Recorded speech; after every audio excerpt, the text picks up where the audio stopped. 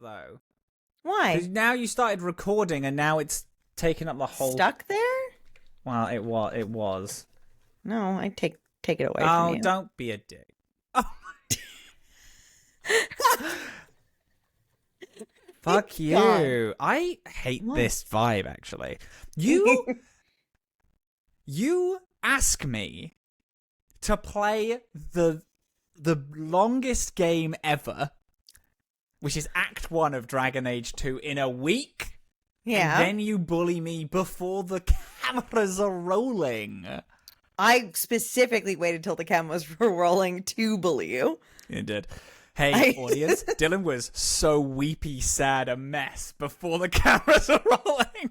And was like, I love you so much. Oh, man, I wish we could be together. Cameras started rolling. They start saying, fuck you, bitch. I'm better than you. And this is the dynamic online. And that is the truth. I'm here with hard-hitting journalism. Call me Quinn's Corner, motherfucker.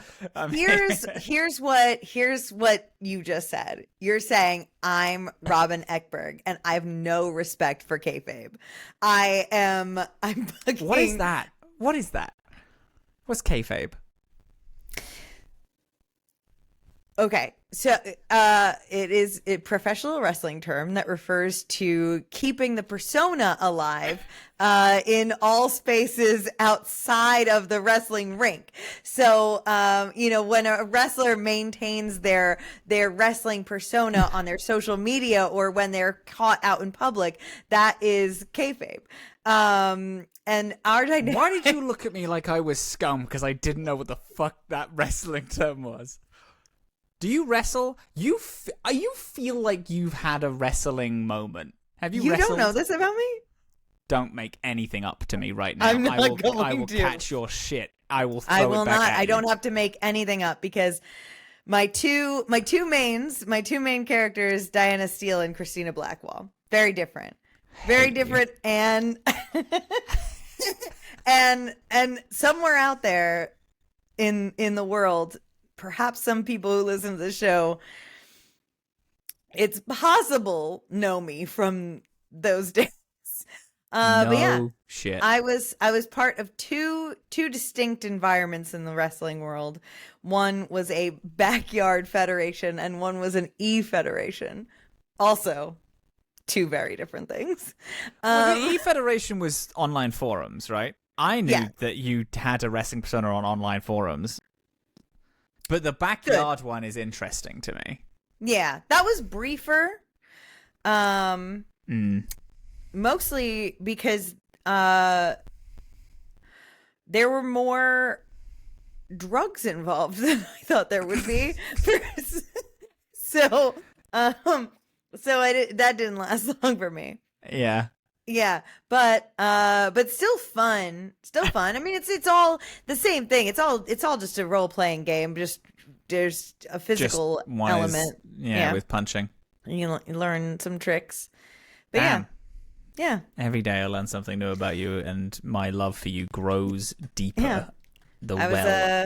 I was a high flyer for the fans listening. Yeah. Yeah.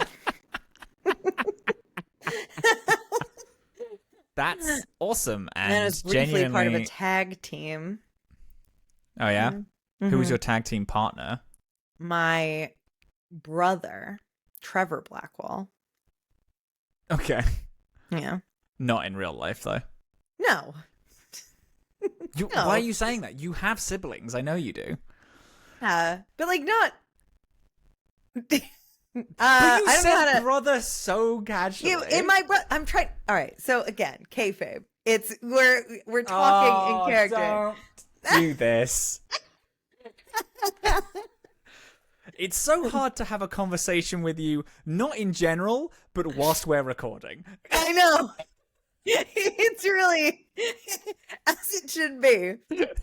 I am realizing that I just treated you for not knowing kayfabe the same way that like those backyard boys treat each other when one of them doesn't know the name of like a very popular cheese. So like, you know, like it's like we are filling the podcast like equilibrium. The dynamic is working. worked up over nothing really fast and ribs the other. That's so good. I love that. Hi, my name is Robin. I have finished one Dragon Age game. And I'm Dillin. I've finished all the Dragon Age games a million times. And this is Dorkspawn. Dorkspawn. We we are playing Dragon Age 2. This episode, oh boy, is a beefy one because we have done all of Act 1, which is a pretty meaty chunk of a game. It was just very long.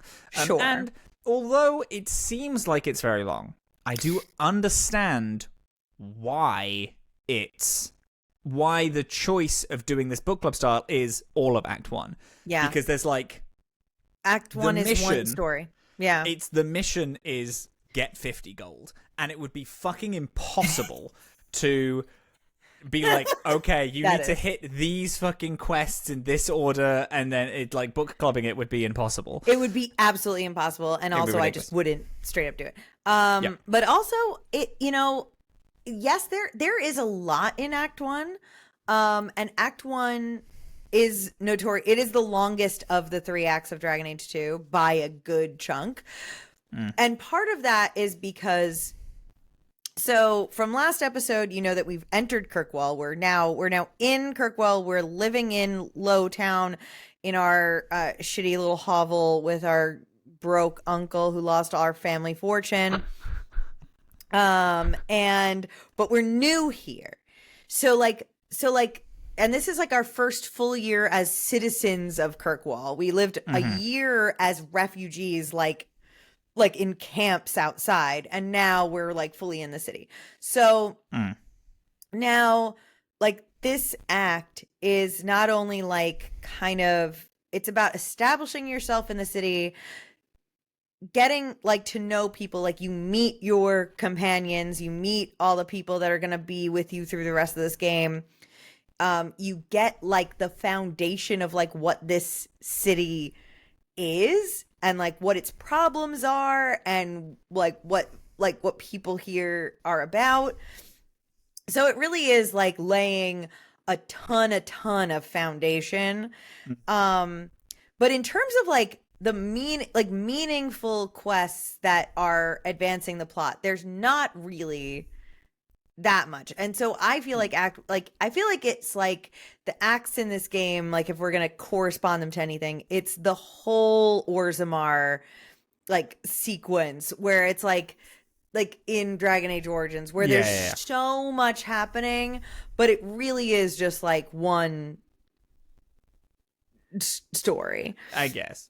I agree with that. I might closer relate it to Awakening, where it's like Awakening has like 2 missions as the lead thing, but it just has 100 million side stories that is makes you like just takes you fucking ages doing all the side quests. Because there are so many side missions, I have lots of notes. But my notes do hard fall off after a little while. That's totally fine. I got pretty decent notes. I think so. Oh fuck! I forgot what I was gonna say. Do you want to talk about how we're gonna hit this in terms of talking about it? No. We're just gonna talk. We're just gonna shoot the shit and talk about it. Nice. Yeah. So we kind of got at the end of the prologue. We have already talked about meeting Bartrand Tethris. Yes. And Varric Tethris. So Varric Tethris is our very first like companion outside of Aveline, who we met in the prologue. And our sister, we both have the same sister. So Bethany, so we don't have any differences there. Bartrand gave us this quest. Obviously, he wants us to go on this Deep Roads expedition. Varric tells us he wants 50 gold and a map before we do it. He wants those 2 things because the Deep Roads have all opened up because all the Darkspawn have essentially retreated because this is the end of the Blight. So there's like a huge swath of zone which is like free now, and it's like, well, now's the time to like get all of the money that we can and go on these giant expeditions.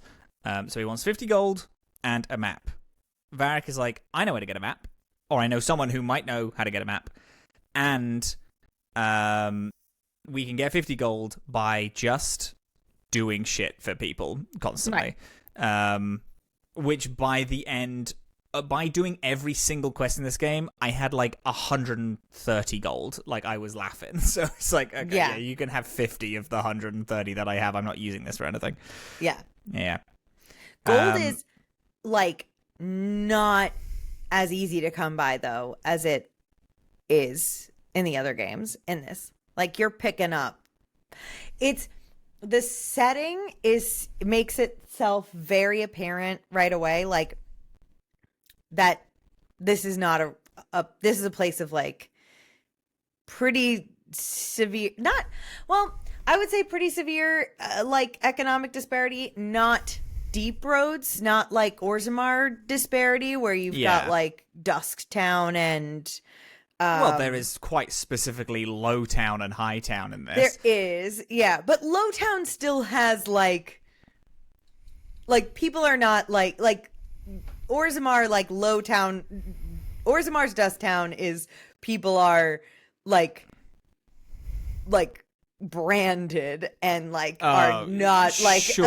You know, it's like, it's a little bit more like a human city today in the real world, and less like, well, fantasy bad.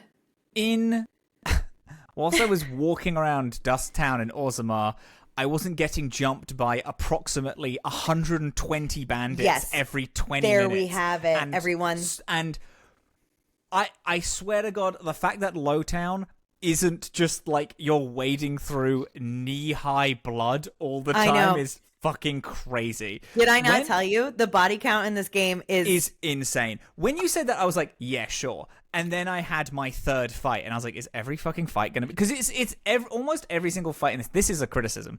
Almost every single fight is like 3 waves. You have the initial bout, and then a bunch of people just come out of nowhere, you kill those, and then a bunch of people come out of nowhere, and then you kill them, and then that's the fight. That is... Even if it's this one guy getting mugged in the street, and 50 men turn up. 100. It doesn't make any sense. I love it. I think it's so funny, but it is, I think, one of the more valid criticisms of DA2 is that the fights are pretty nonsensical. This game could have come up with a way to give you XP that was not kill ridiculous. People. Yeah. I think that they could have managed it. It's also there is a thing where I still like the combat in this, and I don't know if it's because there's like every fight has 3 waves of enemies, and I find that like grating after a while, or it's the fact I'm a Templar and I have 4 things I can do. Warrior, and I have 4 things I can do. But even though combat feels better than Origins, I do find it less enjoyable as a whole. And I don't know if that's because I'm doing a warrior and my character is just hitting a guy with a stick like auto attack. Or if it's because you might want to, because the combat in Origins is, I think, fine, but astronomically difficult. Like, even on the easiest setting. I think you may find this game more satisfying at a higher difficulty. I have it on normal at the minute. I did move it to easy for a bit, just because then it makes it easier to just like get through. I wanted the combat to be done quicker rather than I wanted it to be more engaging because of the amount of combat that's in it. And because, we have to play a lot in the time that we're doing. And I was like, you know what? Chuck it on easy and I can just clean through. And then I moved it back eventually when I realized that, It wasn't that much difference. After I like leveled up a few times, and it's like, okay, I have some more abilities I can do. Sure. I personally am like, get through the combat quicker because it is the biggest flaw of the game. You know, it's not that interesting. And it kind of doesn't make sense like half the time. So yeah, skipping it is, or like getting through it as fast as you can, I think makes total sense. So, but fuck it, the combat's meh. The story, though. Who cares about the combat? That's what we're really here for. All right. Because this is a... I'm gonna start, but there are some things I specifically cannot wait to hear about from you. Mm-hmm. So we have a couple of things, and there's a lot here you can do in like kind of any order. But like, so we've already met Aveline, Bethany, and Varric. Those are the people we start out with going into Act 1. And so you have your full party going into Act 1. But then you start to meet people as part of these like little introductory quests to the town. Who did you meet first? And we can kind of start there, maybe. Okay, let me check. Also, say your character's name again? Florence. Florence Hawke. Okay, cool. So my first note, just because I don't want to move past it too quickly. I walked out of Aveline's, like, the Chantry zone, or like the, not Chantry, but the Viscount's, like, manor. The Viscount's estate. Yeah. I walked out and I found someone selling Andraste's ashes. Yes, I also, yeah. And because he's like, it's verified by Brother Genitivi and all this shit. And then the quest line is like kind of soft. It's not like a hard, like, oh, go deal with this. But you do get a minor quest. You go and you fight those like scammers, and then you move back, and then you after you fight them, you then go to a guard, and the guard's like, yeah, everyone is trying to scam people with this shit. And I thought that was really fun. That's because fun, I was like, oh my god, that is because of me, because I, had this whole thing of like, should I fucking kill this guy? Nah, I won't. And then my credits were like, everyone found out about it after Brother Genitivi told everyone, and then I fucking walking around Kirkwall and people are just selling Andraste, like fake Andraste's ashes to cure any ailment. Man, it's the best. Yep. It's fucking awesome. Love that. Okay, what did I do? So I had that. I then went home. I spoke to just all the family. It turns out that your dad is a mage, so your family is naturally very magical. I thought that was cool. Which is also why your mom was like a little bit shunned. Yeah. And but, like, why leaving she everything to marry Veilgaurd. an apostate. Yeah, Yeah, which I think is pretty neat. I have a comment of there are way too many DLC items. It's absolutely barbaric how many they give you. I think it's insane. You have a chest at your home, which is nice. We didn't have that in Origins. That's true, and I did figure that out on the third chest after I was picking stuff up, and I left, and I went to the shopkeep, and I was selling all this shit for a copper. I went back into the house, and then on the third time, I was like, what's this? And I was like, oh, for fuck's sake, it's a fucking chest. Just chuck everything in there. That frustrated me because I don't like DLC items, and what frustrates me more is that I'm an idiot with it, because I was like, well, why would I'm just gonna put on the DLC items now, because then it's like that's obviously the best in slot for a while.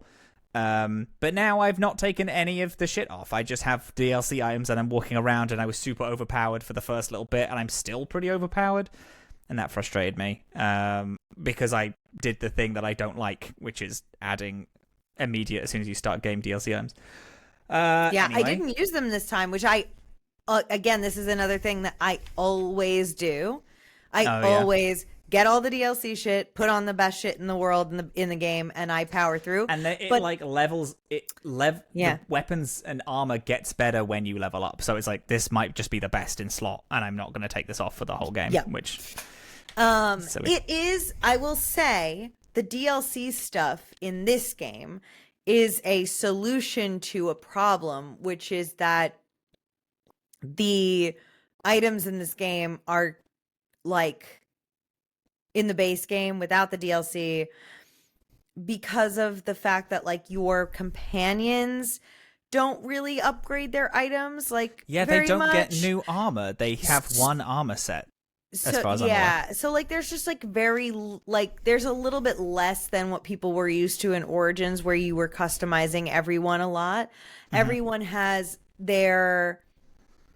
Everyone has their weapon sets, and then you can armor people, but everyone's got their like opposite. You can put weapons on people. Everyone has their armor sets. That is what I meant. Except it's Varric that you can't do anything with, because he's Bianca, yes. Which is cool. Yeah. I like Bianca. I thought that was fun.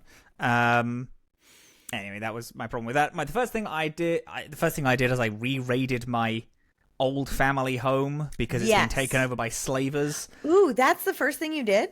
That was the first thing I did, because I went home and I spoke to my mum, and then she was like, "Oh yeah, here's the thing. This is where our house is." So then me and Bethany went, and then we were like, "Oh shit!" Fucking. And you find the will in there. Yeah, and then turns out that he fucking lied about it. Our uncle.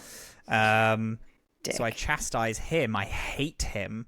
I actually didn't care about him last week because you were like, "Oh my god, I fucking hate him," but I hadn't spoken to him, so I was like, I mean, I guess he's bad. But then I spoke to him this time. I was like, "Oh, you do suck, actually. I do condemn you to death."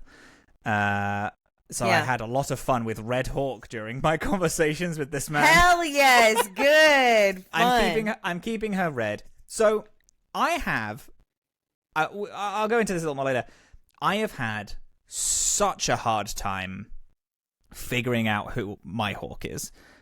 Because I wanted her to be really pro-Templar, anti-mage, and the game makes it so crazily difficult to, like, neatly put yourself into that mindset, because it's like, your dad was a mage, your sister's a mage, you have 2 additional mage companions who join you, and it's like, it's so hard to be anti-mage for me in this.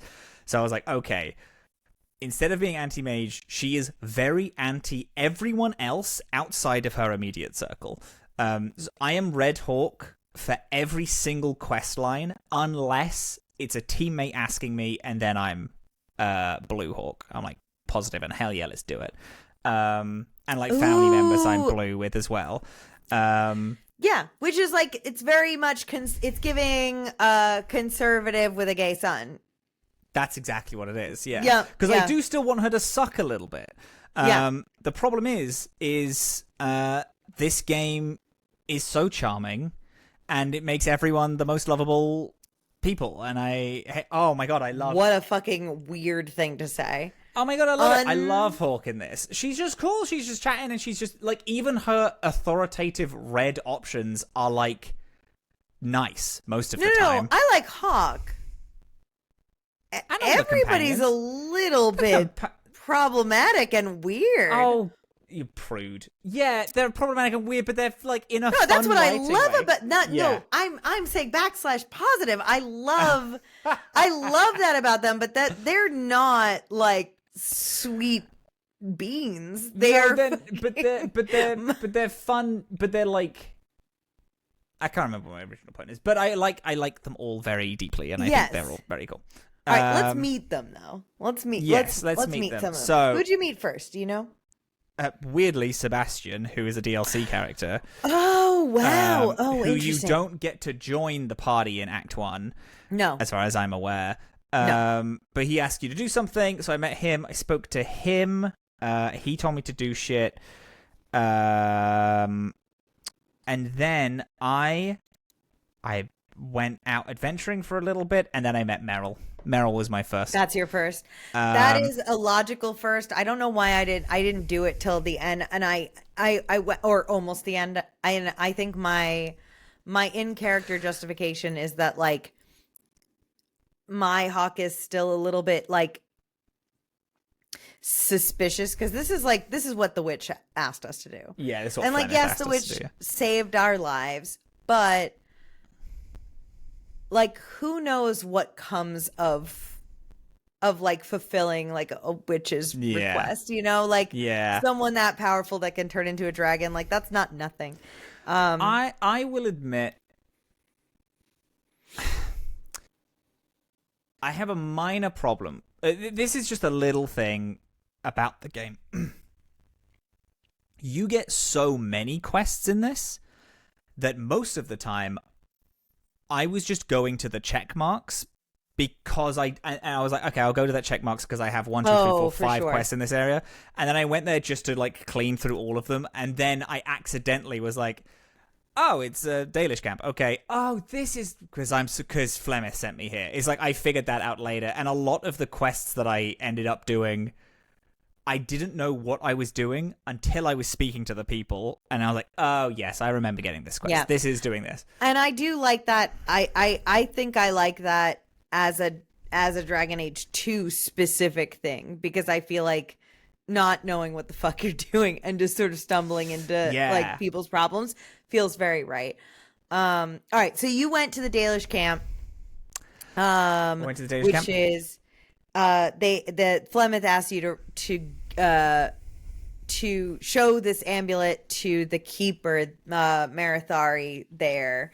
Yes. Yeah. So. And then, of course, as I just said, you meet Merrill, who's played by fucking Eve Miles, who's Gwen from Torchwood, who I fucking love, and I didn't know she played it.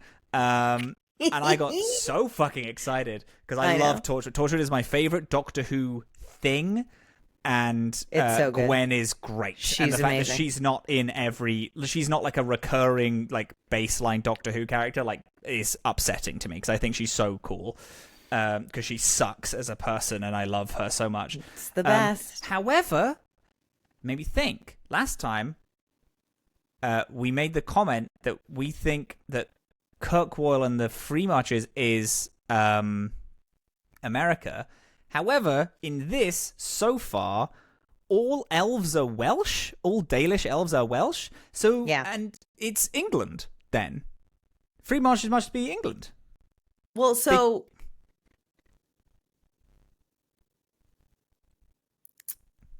Right? Because it's like, yes, you could say that, like, General Ferelden is England. Yeah. But also the way that it's like the subjugation of the Welsh is, and it's like there is so many, a lot of like minority characters in this, minority in a Dragon Age sense, are Gaelic. You have a lot of Irish, and again, all Dalish being Welsh is like a whole thing, and that's a thing that England did do to the Welsh. Is I mean, they've done it to all the Gaelic countries, but it just made me think maybe instead Kirkwall is like London with all of the fucking no, you might be right. The chantry and all that stuff. Yeah. Anyway, the fact that all Dalish are Welsh, huge for me. Fucking love the Welsh. I lived there for pretty much the entirety of my 20s in Cardiff. It's very near and dear to my soul. So the fact that Merrill is Welsh is awesome. I love her to a stupid degree. I know. I think it is interesting because this is now this game. So Origins, we have almost no like uniform characterization of people who come from X place. Yeah. Everybody sounds the same, looks the same, acts like it's like very there's no like location based diversity whatsoever in Origins. This game starts to introduce like some kind of, here are some cultures that like that exist, and where we're putting some effort into differentiating, and it's great. It's so fun. Merrill is being kicked out of her Dalish camp. She's hiding something when you come up to her, and it's a thing that meta-wise I know what it is, but we don't know at the time. because she's looking at a thing and doing something spooky, and then you walk up and she hides it. Yeah. You go to deliver. Go. I'm so sorry. Meryl is the first of her clan, which means that she's the only other person is going to become a keeper.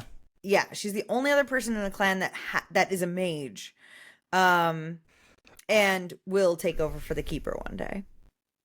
But she's getting kicked out. Right.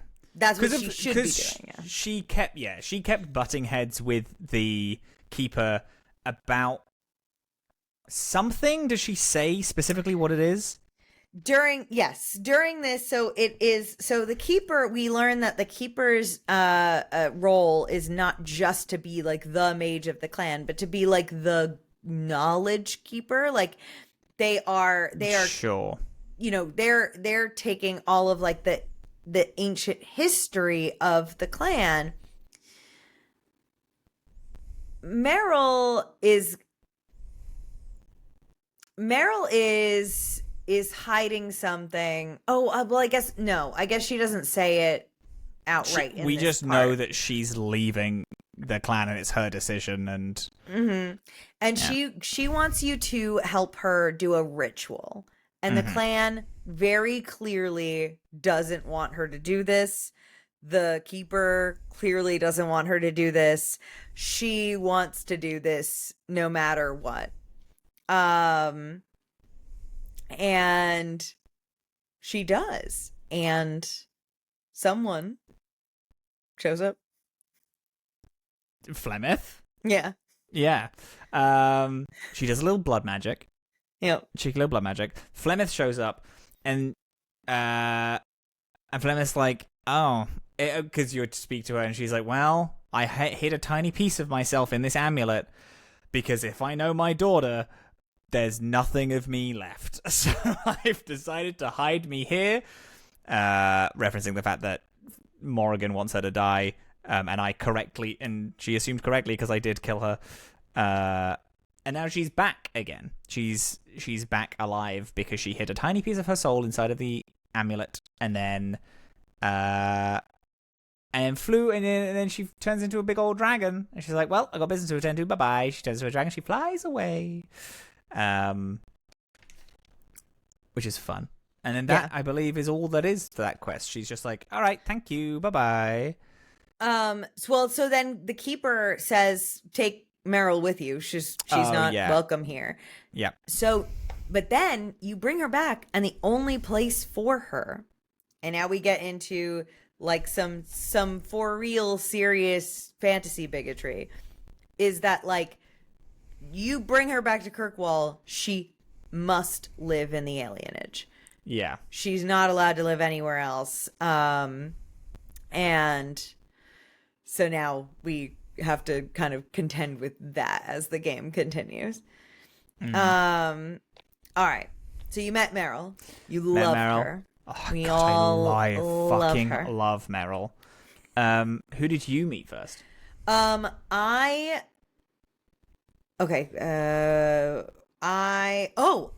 met Fenris first because I know. I met him last. My God. I know. Oh God. I have a habit of romancing Meryl. But I think we're going for it with this gentleman. So I went into this game. I had only seen pictures of this man. I've never seen him. I never heard him before or anything like that. I know. I 100% genuinely. He's an elf. Yeah. He has tattoos put on him by an abusive master. He has white hair. I genuinely thought he would have sounded exactly like Astarion from Baldur's Gate 3. I thought he'd be he'd have like a little affected voice. He'd be a little twinky guy. I thought he'd be a rogue, but no, he's voiced by the guy who voices Balthier in Final Fantasy 12. That man's hot as fuck. I fucking love this dude. Rumbly. Oh my God, voice. He's hot. I'm rock hard thinking about it, dude. I know. I fucking love this guy. Unbelievable. So you meet Fenris, it's an unassociated quest, or it seems like it, that you get that there Which is. they all kind of do. Which I think is cool. That's kind of true. Yeah. It's like you're asked to go like check out this problem, and there's a lot that's set up where it's like you're just taking these little jobs to to get money, which you need in order to do this deep roads expedition. So you are just taking these little jobs, and we've already established that you're doing crime, so it's kind of like, yeah, I'll do whatever. So you get a quest, I think you get it via letter in the mail called Bait and Switch.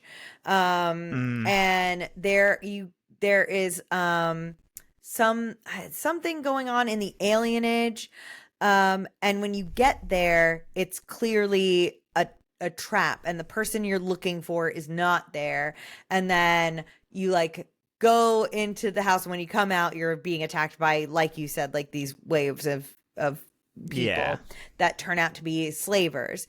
And then when you kill them all, Fenris like shows up and confronts you, and you have this like just such dramatic like introduction to him.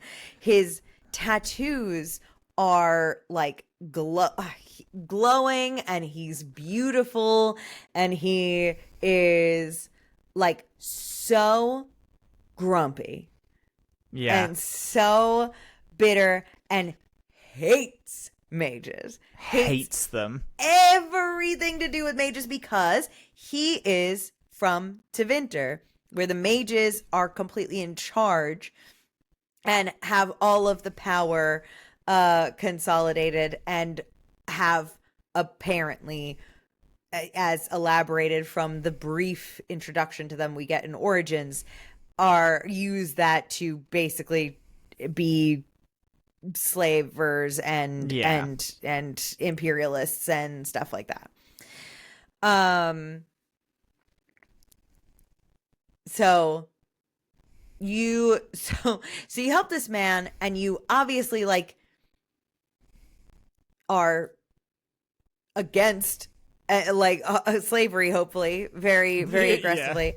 And then he joins your party very like reluctantly, and then asks you to help him try to track down the man who, Denarius, the man who was his former master that put these marks on him.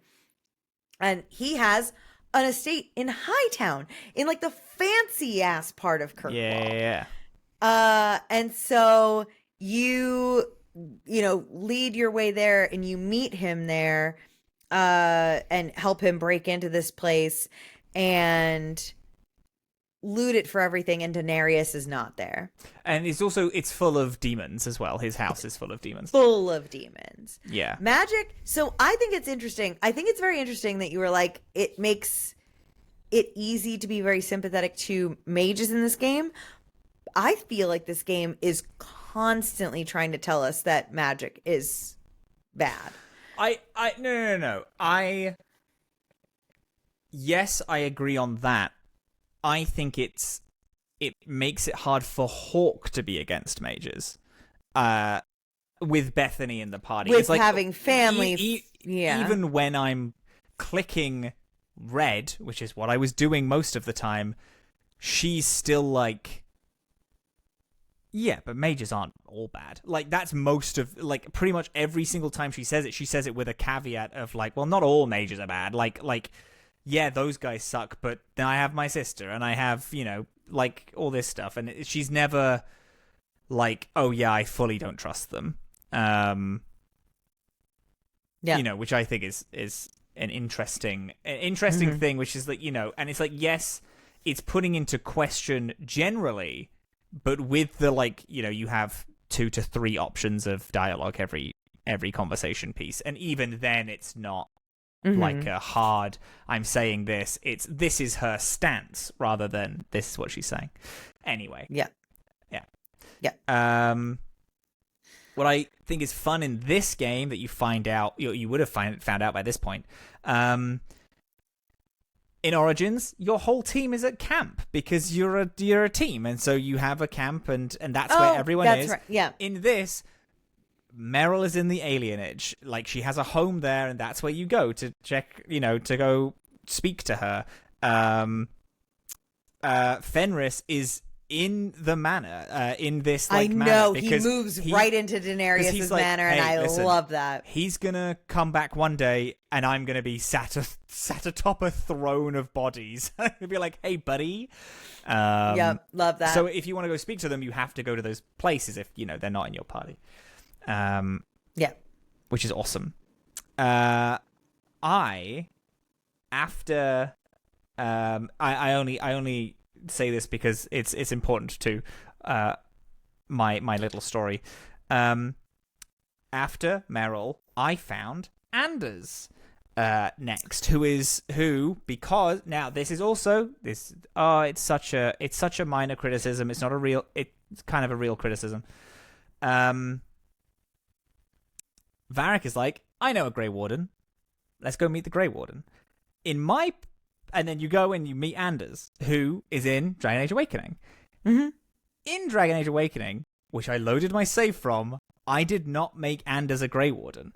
And I Googled it, because I was like, he's not a Grey Warden, though. Is he lying? Is he stupid? And then everyone was like, nope, it's just one of the things that they just, ignored.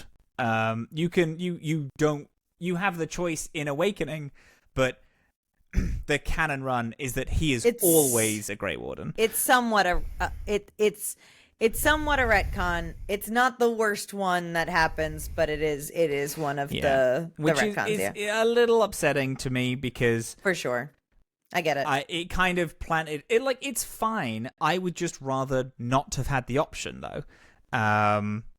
If they weren't going to give it to me, don't give it to me. However, you meet Anders. Anders wants to go confront a mage friend of his who is who's hanging out with a lot of Templars, because as polar opposite to Fenris, Anders fucking hates Templars and loves mages. You go and you find them. Anders, you find out that his friend is a Tranquil, and then Anders, when you get rushed by Templars, his eyes go crazy, and he does a big spell, kills all of the Templars, fixes his friend of being a Tranquil, and then later you're like, hey, what the fuck was that? And he was like, well, I have the spirit of justice in me. And I'm like, oh my god, justice is back. My main fucking boy is here. And I'm so stoked. My favorite companion in fucking Origins is back, and he's in arguably my favorite companion. I know. When you said that to me in that episode, my heart was pounding. I was so excited when you told me that those were your two favorite companions in Awakening. Screamed. I have written down justice in big letters. I got so fucking excited. I've been waiting weeks for this specifically. So now this is a fun thing. This is the reason why I wanted to just jump to my second companion who I picked up, because Origins, I knew who I was going to romance. It's Morrigan, because she has the interesting thing at the end that happens, so I wanted to do that. I know who I'm romancing in Inquisition. Spoilers, I'm romancing the one that has interesting implications at the end of the game. Oh, sure. This one, I know genuinely nothing about the game. I don't know anything about the romances. I know very little about the characters. I need to romance Fenris, Anders, and Meryl all at the same time. I love them all so deeply that it makes me look stupid. I also want to romance Sebastian because I love him very much. He's just very handsome to me and a Templar, and I don't know anything else about him. Can I tell you something? I think it needs to be said out loud because I don't want you to have a disappointing experience. You know how in Origins you accidentally romance everyone, like just by speaking and by being a nice person. This game, is exceptionally hard to romance anyone. people. I mean, Love that. some are easier than others. Like some people it is just be nice to them. But like if you want to romance Fenris, if you want to romance Anders, like the companions that have strong opinions about things, You have to do the opinions. you've gotta. And it's fun because I kind of know that. And what a thing that, because I'm into not having, here's the thing about this game. We have one more character to put into our party. You know what? Let's put a brief pin in this because we have one more person to cover, and it's Isabella. Who you meet in the Hangman, and she is a fucking pirate captain, and is also again one of the coolest people I've ever fucking seen ever. She's fucking awesome. You meet her, she's cool as fuck. She's like, hey, do this crime for me, and I'm like, all right, and then you do that, and it's like you need to help someone she knows smuggle something in or like do a crime, and she also joins you. Here's the thing: in Origins, every character for me was a hit or miss. You know, Sten is fine. I can take him or leave him. Shale I didn't like very much. I wish Orgrin would die in front of me. I hate him. Wynn is fine. Whoa. Wynn's fine. She's fine. You didn't get Wynn's quest till the very end, of the I game. It. But, yeah. And it's like, Morrigan's pretty good. I love Liliana. She's great. Baby. I also think Zevran is fine. He didn't really do much for me. I think he's okay. Goodness. I know, right? It's crazy. It's just not a lot of people hit for me. Every single companion is one of the greatest companions I've ever seen in this game, and I hate it. Yeah. So, I was talking to Mo about it, because she came as I was playing. People just idly talking to each other, and I was like, I actually think that this game has better companions than Baldur's Gate 3. I think I agree with. Yeah. I think every companion is the fucking best. I switch out my party every fight. Not even every mission. Like, I do a fight, and then I'm like, okay, and then I go into the nearest inn, and I switch out the party. I have, like, the entire mage team, and I have the entire non-magic team. And then, admittedly, I don't have Avalyn in a lot of them, but then I move her in and out occasionally. Yeah. I then have, when we went into the Deep Roads, I have the team I thought would have the most interesting interactions, because everyone is talking all the time. Their friendships are consistently in flux, like constantly, and they're always talking and developing, it's great. The banter in this game is great. And it's great. I need a mod to allow me to have every single party member follow me at all times, because I get frustrated. I get itchy if I'm doing something and then it's like, man, I wish I had Meryl here to talk to, and then I have to go back and then switch them out. I'm like, this game is so fucking great. Here's what I think is happening, because I think all of the companions except Oghren, who can die, are in Origins are that interesting. I think that they don't have a good opening pitch, some of them, and then you are less likely to want to bring them along, and a lot of their interesting character development happens in that banter time when you have them. Yeah. In 2, everyone has a strong personality from the jump. Yeah. A strong intro, a strong like ideology, like everybody has like a strong opinion on something that really makes them stand out, and so then you are more interested in taking them around and switching your party and stuff like that. And they're just like, all of them are genuinely like it just so consistently interesting that after I finished this and I did all the we did the Deep Roads and we finished Act 1, I opened the game and I just kind of left it to hear them banter with each other. Yeah, it's fucking awesome. everything is so good with all of the characters, and I like it's insane to me how much I love them. And I don't know who I'm going to romance, but I'm fine with that because I know I'm going to replay this game again, and I know I'm going to do very specific runs with a specific route of people. This game is for that. It's great. I think it's fucking awesome. Yeah. Yes. So now we've met all of our companions, our team, and we've completed Flemeth's quest, which was her request for payment for delivering us to Kirkwall. And we have and now because of Anders, we have a Grey Warden map of the Deep Roads.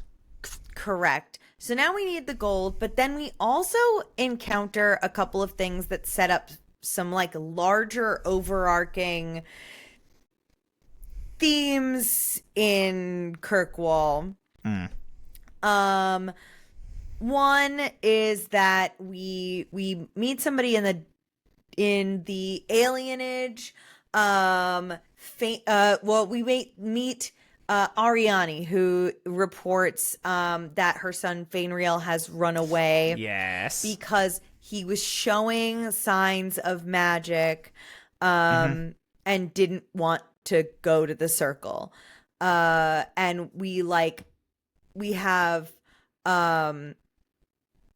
Templars who are like repeatedly constantly telling us how like they need to track down these like runaway mages and bring them back.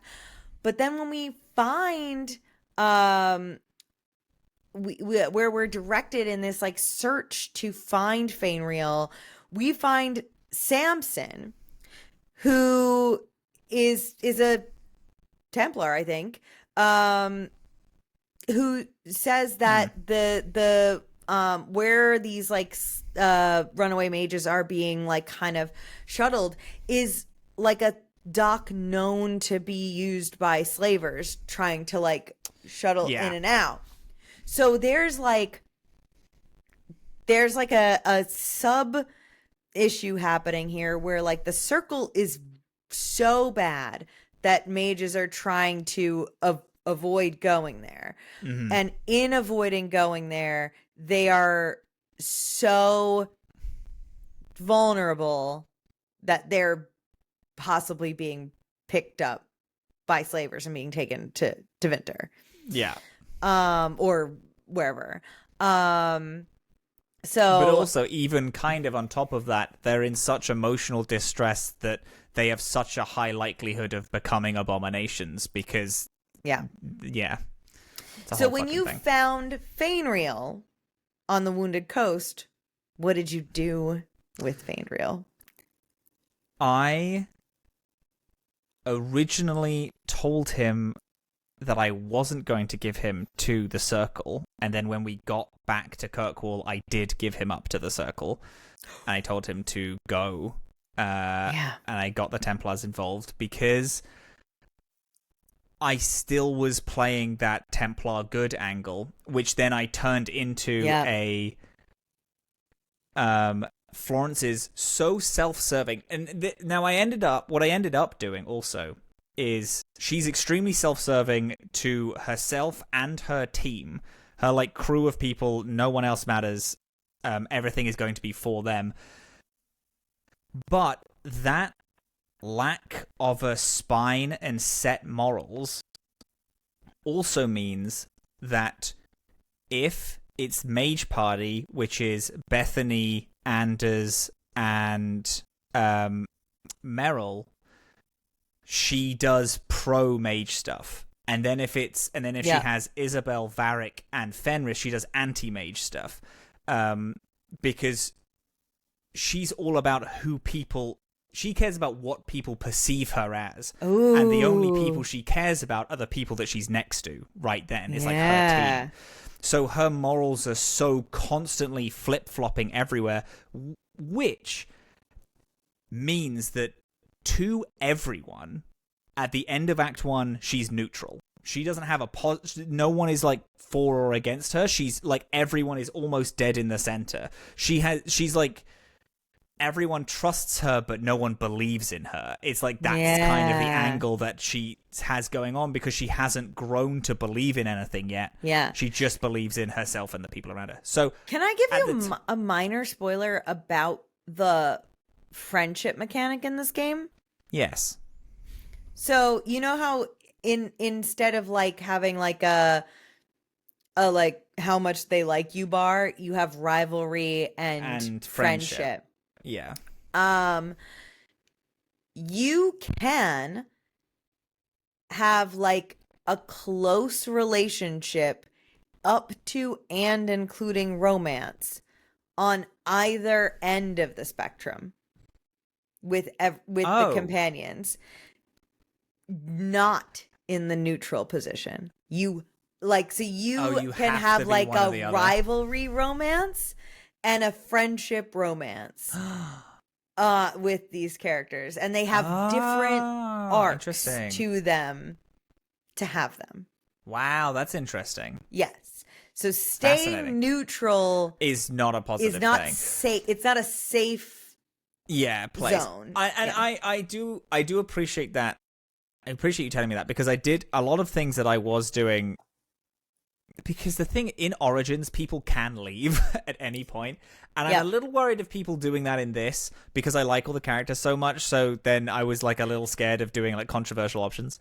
I think most of the things that people leave for is not being utilized. If you never take them on quests and don't do their personal quests, they eventually leave you. I'm pretty sure that's what fun. It is. Yeah.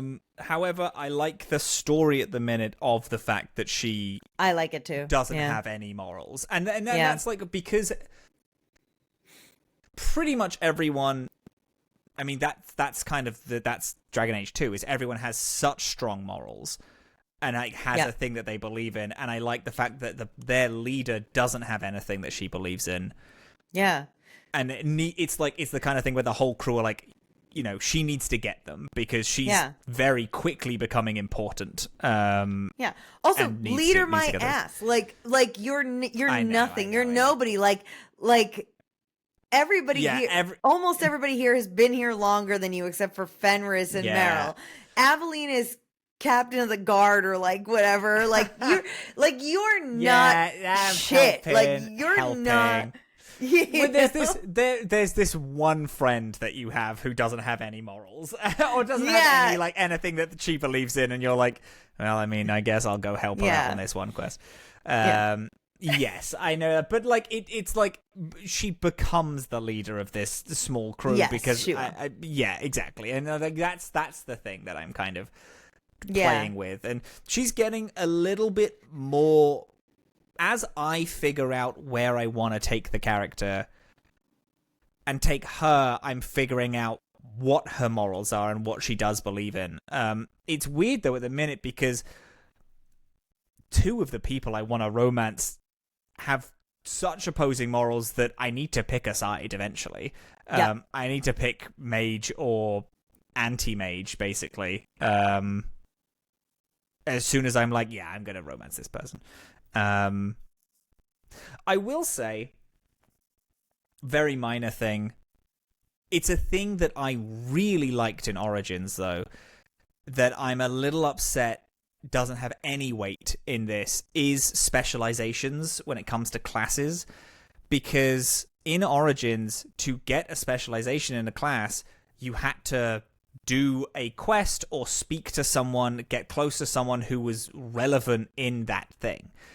You had to get close to Morrigan to get Shapeshifter. You need to do an Evil Blood Pact to get Blood Mage. You know, you had to do this phylactery quest to get, Arcane Warrior.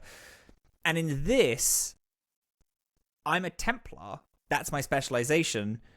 But I don't get anything for that. Like, no one comments on it. There's no, like, I just am a Templar. And people occasionally are like, I've had Templars actively be like, oh, well, what are you, blah blah blah, and all this stuff, like mock me for just random shit because I'm not a Templar. But I'm like, but I am a Templar. My specialization is your life. Like, I want you to react to me like a peer because I can cast holy magic. But in this, you know how to fight like a Templar, but you're not a member of the Templar Order. I know, but I would like it to be a choice in some way. Like, I would like to have to speak to a Templar to get the Templar specialization. Do you know what I mean? Yes. It's similar to how it is in Origins. This is like your starting specialization? Or do you pick this up? You pick it up. You pick it at level, like, 7 or something. 7, yeah. Which, again, is only a minor criticism, and that's a mechanics thing. That's not a roleplay thing. Yeah, but role-playing going into Templar, I kind of would have hoped that it would be more. I could have done something with that. Because I would love Anders to talk about it and be like, so you're a fucking Templar. Like, I don't want to, you know what I mean? Like, right, like, what is going on? He should be against me taking the specialization. Much like how Alistair is against you taking the Blood Mage specialization. Because he's like, you fucking killed a woman. Like, what the fuck is wrong with you? Yeah. And I really liked that. And I thought that was a really interesting way to play that. So I was kind of hoping that it would be the same with a character whose whole deal is being against Templars. I wish he would have said something when I picked it up. Yeah. But again, or like your sister. Yeah. Or your sister, exactly. Yeah. And it's like, I even though I appreciate that it's a mechanics thing, and it's a very minor... I know it sounds like I'm criticizing this game a lot because I've brought up criticisms a lot. No. I think the ones you are bringing up are ones that I think are extremely valid. The thing is that this game will probably end up taking the spot of... I know we've only played 2 of them, but of the best Dragon Age so far, because the companions are like outstandingly good to the point where I feel dumb. I'm like, oh shit, these are this is my team. This is like one of the best rosters of heroes that I've ever I agree. Unquote, the best rosters of like companion characters that I've seen in anything, and I play JRPGs exclusively that are just rosters of teammates, and like character dynamics, and this has done it better than all of them so far. Yeah. So every criticism is because it's like, this game could be a 10 out of 10. I need it to hit, and now because of that fact, my criticisms are wider. Whereas in Origins, I really liked it. But the criticisms I could just kind of fob off because I'm like, yeah, whatever. Origins was a perfectly well-rounded game. 2 has like excellent story and character exposition, and mechanically just has a lot of flatness to it. Yeah. That's really, and it really depends on what kind of gamer you are. If you are someone where like mechanically interesting games are what you need to do, like the character exposition of this game is not gonna fill that gap for you. And so I get why some people really bounce off of this game. For me, like, I share those criticisms, but they're just like, they don't override how much I love these people and this story. So, okay. Oh, you go. Nope. I'm fine. So we are introduced to how bad mages in this town see the circle, how violent the Templars can be. We are introduced to how pervasive slavers and slave poaching is in this city. So we get that. Then we meet then there's a Templar that has gone missing, and this quest that we get leads us to meeting some of the big Templar players in Kirkwall, including Knight Commander Meredith. You haven't? So I don't think I've met. I feel like I would have written it down if I had. I don't think I've met her. Okay. Well, hearing about Knight Commander Meredith at least. Oh, I've heard about her. Yeah, you have. Okay. So we are introduced to and we meet a familiar face. We meet Cullen. We do meet Cullen, who is Knight Captain of the Templars here in Kirkwall. Yeah. And so some of the recruits have gone missing, and we have to kind of like investigate around. It brings us to a couple of interesting places like the Gallows, which we've talked about before, the Bloomin' Rose, which is the whorehouse here in Kirkwall. Love a good whorehouse. Whorehouse in Kirkwall, very fun to me. I can be I reserve my right to be very, very critical about how sex workers are portrayed in fantasy games, but I kind of love the Bloomin' Rose. I think it's fun that it's in Hightown and not Lowtown. I think that's a fun little interesting thing. It is in Hightown. Also, like, we get some really good like exposition from a male hooker there who is like really into one of his clients and like just thinks that she's the best. And like I think that whole interaction is very realistic, very charming, and like and very fun. And he's like invested in her life because the way I got this is her husband is like shit. A piece. Yeah, and he's is like, oh yeah, my wife left, blah blah blah, and then I got very red with him, consistently spamming those Red Hawk actions, where she is like, I'll fucking kill you, get out of my face. And I thought that was very fun. And then you go, and then he's like, she's like, oh my god, I love her. Isn't she the best? Did you meet her husband? He fucking sucks. He sucked. And then he's like, oh, she's missing? Did you check with him? Because he fucking killed her. Like, I thought that was fun. Yeah. He's cool. So I love the characterization there. But we're kind of going here trying to find so in this one, Kieran saw a lady hooker whose name I don't remember. And we kind of are investigating around. And we learn that hooker is a Maleficarum, which is unfortunately a blood mage. Yeah. So we're really, really laying it on thick with blood magic is bad. And which we've never heard before, just coming off Origins. But this group of Maleficarum are like intentional terrorists who are trying to sow dissension in the ranks of Templars by forcing demons to possess the new recruits, and then allowing the Templars to go back to the Order and destroy them from the inside out. Frankly, I support the energy that is happening there. Obviously, but we do get to like track them to wherever their lair is in Darktown.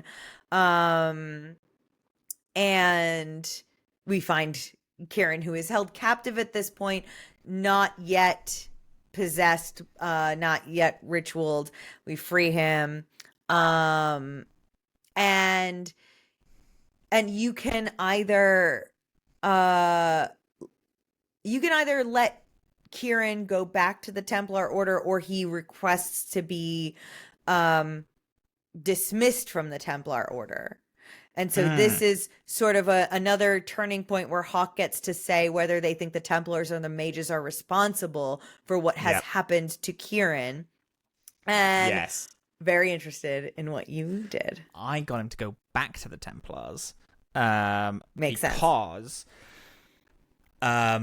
it's better to watch him and it's like, well, if he's not fucking possessed, then he won't be possessed. If he is possessed, he's surrounded by Templars, so just make sure that everyone knows that he's a fucking demon. He has a demon in him. And then Cullen was like, okay, I guess. Cullen, who at the beginning of this little quest is going a little bit postal, is like torturing people. and is doing a lot of shit. And considering, I don't know how canon it is, but at the end of Origins, it states he becomes a madman and starts just slaughtering mages randomly. Correct. Yes, he kills a ton of mages, and then he's made like fucking knight in captain. Charge of this. Yeah. Really, what's crazy to me is a lot of people love Cullen, and a lot of people romance Cullen in Inquisition, which I know that you can do. This man has to do so much fucking legwork to have me not think he is just scum. Literally evil, yeah. He is literally evil. He is an awful, awful man who is like the definition of a cop to me. He is like a guard of people who just uses like the perceived his own like bigotry and the public perceived bigotry to commit atrocities and climbs the ranks of the Templars. He's the example. He's the rule. He's the I fucking hate him. I find him truly disgusting. And absolutely, as does Hawke. Like my Hawke hates him as well. Even though my Hawke is very like, whatever, my team is my team. She's like, he's not part of our fucking team. I actually fucking hate that guy. He sucks. So I'm excited to see how his character grows and why people like him. Because can't wait. Right. So more like setting the stage stuff for big overarching Kirkwall stuff is that you meet oh god, I always say I want to call him Jarvis, and that's not right. Javerus, who is a dwarf that you meet out in Thundermount in the Thundermount Mountains. And he's a dwarf who is, I mean, originally he's trying to locate some Talvishoth, which we learn are Kunari who have defected from the Qun. They're no longer part of the order, or part of the Qun. Order's not right. But he wants which to is like get, the Qun is a society. It's right? a society. It's a religion and a government. Yeah, at and the same time. Talvishoth don't want to be in that society anymore. Right. And it's anybody who's been a part of it who has defected. Okay, sure. The Qun in this have a lot of fantasy words for stuff, which is really difficult for me to pass. It's a thing which is not a criticism of this game. It's a criticism of fantasy as a whole. And it's like they are almost the only sect of people in this that it's like in Lord of the Rings when people are speaking, like they just start throwing in elvish words, and it's like, what do you mean? What does that mean? Like I need to have an equivalent. So it's like I was like, okay, I thought the Qun were the race, but no, it's not the Qun. The Qunari are a race. The Qun is the society of people. Yeah. And then there's also the Arishtok, which is like a leader of a clan. The Arishok is king. It's beyond king. It's like almost religious and king at the same time. Religious leader. The Arishok is ultimate leader. And that was what we learned. Sten was like in line to be the next Arishok at the end of our run of Origins. Like Sten is like if you return his honor, he's Sten goes back and like is going to be. So we learn in like the end of the prologue that from Varric's little narration that the Qun, a ship of Qun, including the Arishok, have landed in Kirkwall and they're staying in like a kind of sequestered off like part of town. Yeah, then, an alienage with gates and a guard. Yeah, and it's the vibe of this is not we're keeping the elves in like it is in the alienage. It's like we're keeping us separate from each other. This is a line down the center of your sibling and you, like, bedroom. This is because the guard isn't like a human Templar guard. It's a Qunari guard who stands outside over like what looks like a homemade gate that they have made to lock us out of their zone. Yeah. And so now there's relatively minimal conflict. There is this tension that there may be conflict, but there is not like active fighting. The Qunari have also civilians, and they're all talking about it. They're like, "Ugh, it's fucking a bunch of fucking Qunari over there." Yeah. But so the Qunari go through a little bit of a redesign, and then they also do, which I think is good, they do add this extra lore in there to justify the redesign instead of just doing it. So Sten was, in Dragon Age Origins, they're like, oh, that's a Qunari, that's a dwarf. There's fucking nothing different about anybody except for occasionally a height or a pointed ear. There's nothing that like differentiates anybody. In Dragon Age 2, we've now said that the Qunari, the lineage of Qunari, have horns, like big giant ass horns, awesome. And are tall and beefy and like bigger than your average human being.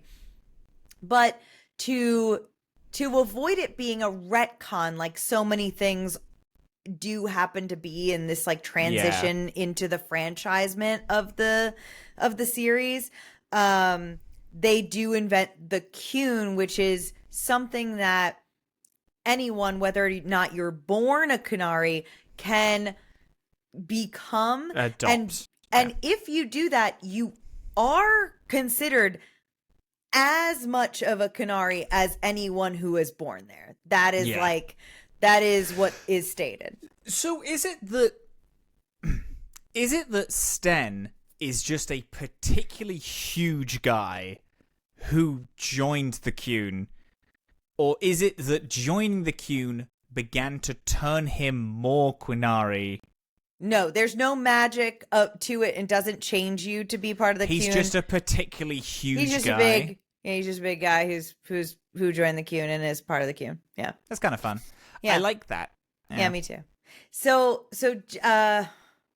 Javaris wants us to find Gatlock powder, which is a Qunari invented explosive that is like better than any explosive ever. And the dwarf that we meet is kind of like, I don't ask why I want it. Like, and we, which is very fun to me. But he wants that. But he wants us to get it from the Talvishoth who have defected. Finding the Talvishoth,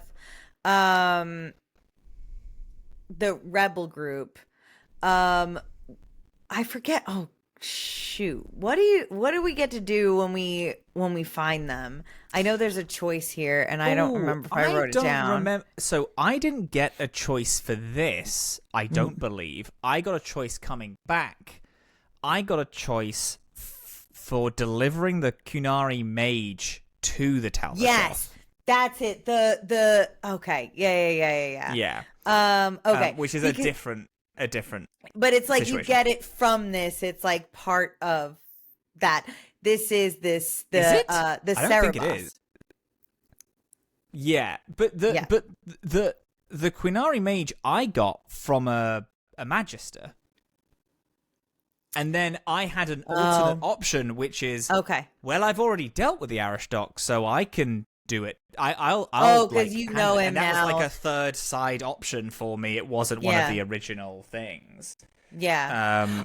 It's because the dwarf isn't. It's like all a ruse. He's not. He's like not trying to get the Gatlock powder. Is the reveal at the end? Oh, isn't it? Yeah. Because he still said that he was to me. So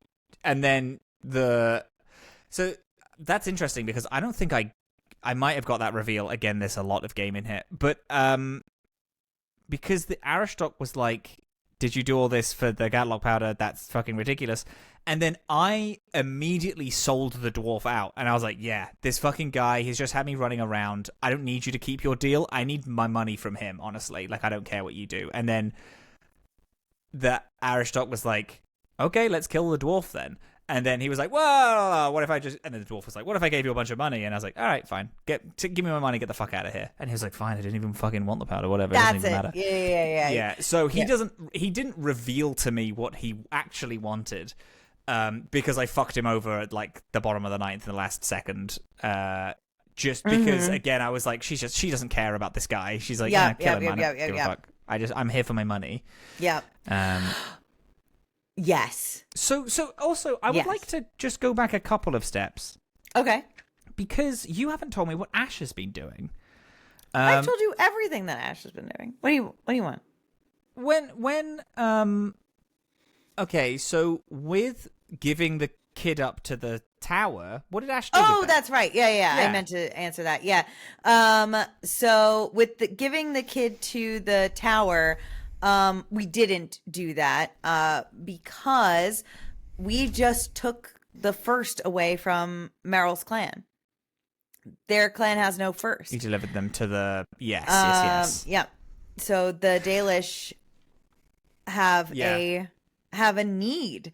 Actually, there needs to be someone who can do magic and who can learn from the keeper and learn how to take over that role.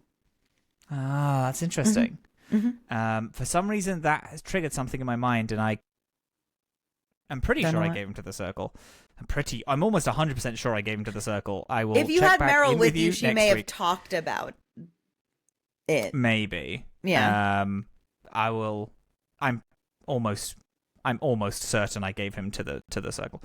And then after that, we spoke about. Oh fuck! We spoke about something else. And it was another choice that you asked me if what I did, and I. I know what you're talking about with Kieran about letting him go to back to the Templar Order or letting him go free. So Ash, I did want to talk about. I'm glad you brought this back up because I did also give him back to the Templar Order, but So my logic with that is that Ash is not a great fan of the Templars at all. But like he can kill them. Maybe he's possessed. So and maybe he's got a little mage in him. Do you get the option to tell Cullen what's going on? I think you do, right? Yeah. Don't you have an option to... Yeah, so it's like you can give him back to the Templars base, you can give him back to the Templars and tell Cullen, or you can not give him to the Templars. Yeah. But I can give him back and not tell Cullen that there's any suspicion that anything has gone wrong. And you're just like, Cullen, that's awesome. Everything's fine. We found this guy and we saved him just in time. Don't even worry about it. All good. That's not very Purple Hawke, haha, everything is fine of you. That's a little freak. I think that's a little purple. I think that's a little purple and weird.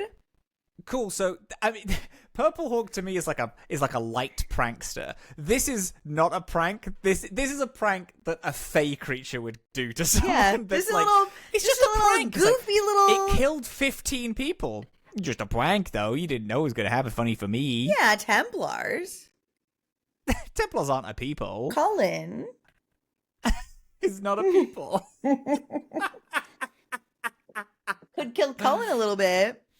So yeah. So that's what I did with that. I think those were the two big choices. Those are the two. I just wanted to bring it up because what did you do with the Aristoc then? So what did you do with him? Did you? Because clearly you were like, oh, there was a twist, and it wasn't actually about the powder. It's about something else. Yeah, it is like that. There is no deal. Like, so you think that there's a deal that with the powder? That's what I was. I like my memory is full of jumble. But there's a deal, and that's what you think you're going after. Is that there's like a deal where the Gatlock's going to be sold, and you can kind of find the secret recipe that way. And the Arashok is like, no, idiots. There was no deal. Yeah, he took it upon himself to do justice on my behalf, thinking that's what I wanted. That's it. And then that's what made Hawke be like, oh, fuck him then. As long as I get my money, I don't care. That's it. Yeah. Thank you. Yes, that is what happened. So I convinced the Arashok to let him go, though. I also did, but I was like, if he gives me his money, he can go. If he doesn't, then let's just fucking Oh, kill him. yeah. Like, I got my money. Blah, blah, blah. I got okay, paid here's for your sure. money. Yes, and I'm in good with the Quinari. Arashok. The Arashok is... I spoke to him for a while after. Yeah. I mean, he let me speak to him, so I imagine that's, like, fine. Or, like, we're as chill as I can be, even though I am aggressive to everyone. Yeah. Yep. But then you meet... I say and then, but I met later Sister a Patrice. woman... That's it. A fucking Sister Patrice. She is getting... She asks you for a... She's like, oh, hey, have you seen this guy? And I'm like, no, sorry, love. And she's like, okay, and walks away. And then later you find her being mugged. And then you kill a bunch of people. And then a Templar runs around the corner. And she's like, it's fine. We don't need you, thank you, though. And you're like, what is happening? She's like, well, I got a little bit of a secret. You want to come see? She is a Qunari mage. Yeah. All chained up. Chained up with mouth fully sewn shut. Yeah, crazy. Yeah. So, yeah. Tevinter, mages are the supreme rulers.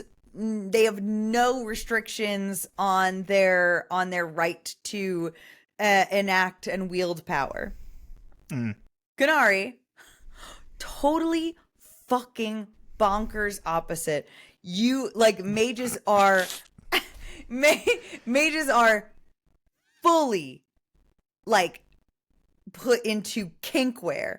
They are in gimp suits, but completely restricted. Yeah. Their mouths are sewn shut so that they cannot cast magic under any circumstances unless their hands are bound. They are fully in, like, not just like, oh, they're in chains. They are in like huge like sailors chains. It's crazy. Yeah. But she's got Ketajon on a like she's like keeping him like a pet, Sister Patrice. Yeah. But she doesn't play it like that. She's like, this guy wants to go back and he wants to be free, so we're gonna do that. You just need to lead him through the sewers and get him to the other Talvashoth. And I was like, all right, lady, I don't know who you are, but sure. Her armed guard, by the way, when you walk in, tries to attack you, and she's like, put it down. And he's very jumpy. So I lead this guy who doesn't say anything. He only speaks in grunts. She has a rod that controls him as well. It's also an important thing. Oh, that's right. Yeah. You lead him through the sewers. A group of people are like, oh, who's this then? Looks like you're fucking trying to use in our tunnels, is it? And then the Qunari mage speaks finally and then sets them all on fire. You have a minor fight. So powerful, yeah. He's brutalizing them, and then you're like, so what was that about? And then he like doesn't really say much after that. You go up, you meet the Talvashoth, you speak to them. Sister Patrice specifically said that she doesn't want this to be combative if you can help it. She's like, I want to give him to the Talvashoth. That's it. Like, I don't want it to be a fight. Yeah. Speaking to them, you very quickly realize that that's not an option. Right. I mean, it is. Because it doesn't... Yeah. So, they... The Talvashoth that you meet, they still...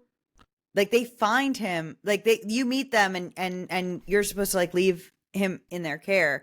But they immediately call him something called a Cerebus, which means dangerous thing. They're already...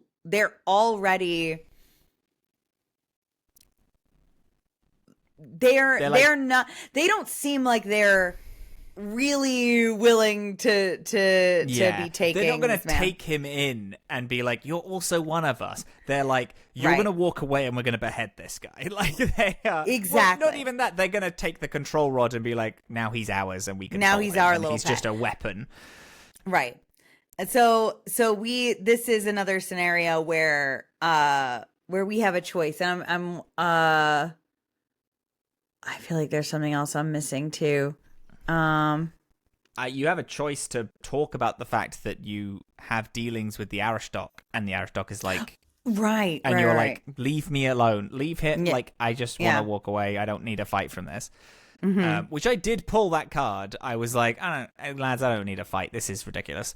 And they were like, okay, just leave him here. And I was like, I mean, I don't want to do that either. You seem weird. Yeah. And then they all pulled weapons on me, and I was like, all right, it's your funeral.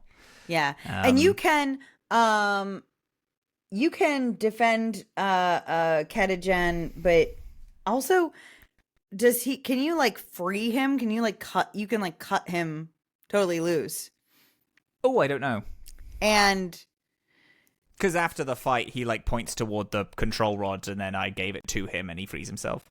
Oh, he frees himself Yeah. after the fight. That's what it is. Did you do the same thing? I did Ash the do same. I thing up did until the this same point? thing pretty much. And then Ketajan does unfortunately free himself and then kills himself. Yeah, because I had Anders on this was my mage team at the time, because I was like, oh, look, it's all of us mages. Yeah. And Anders is like, wow, these guys are supremely fucked. I thought we had it bad here with the circle towers. This is insane. Oh, and then that's he's fun. super against him killing himself, because he's like, what are you doing? Why Like, would you do this? You're like, get out, deprogram yourself, you fucking idiot. Like, what is happening? And I just kind of let him do it, because I was like, I don't fucking know this guy. Like, he's gonna do what he's gonna do. So he sets himself on fire and just dies, because he's like, I can't return to the Qun. You know, I can't do. Oh, like, it's not he can't return to the Qun. It's that he's a failure of the Qun. He's a failure. Yeah, but he's yeah. ultimately still a part of it, and his like, you know, followings, teachings say that he has to kill He's himself. killed other Kunari, so he would be Tal Vashoth now. There you go. And he's like, betrayed the order. So So and you can try to convince him to stop himself, you can, but yeah. I didn't do that. I was like, yeah. had Fenris, who was kind of like, yeah, that was Awesome. that was the best. He wasn't like awesome. He was surprisingly like tepid about it, but he was like, you know, he did that to protect, his. I guess plan. it's like Yeah. he doesn't take joy in mages dying. Fenris is just No. like, but mages should, you know, like the fact that this mage is willing to kill themselves because they find themselves too dangerous and powerful is what mages should do ultimately. Yeah, he's just like, no, I get it. Yeah. It is. Who's your team, by the way? Do you have a set?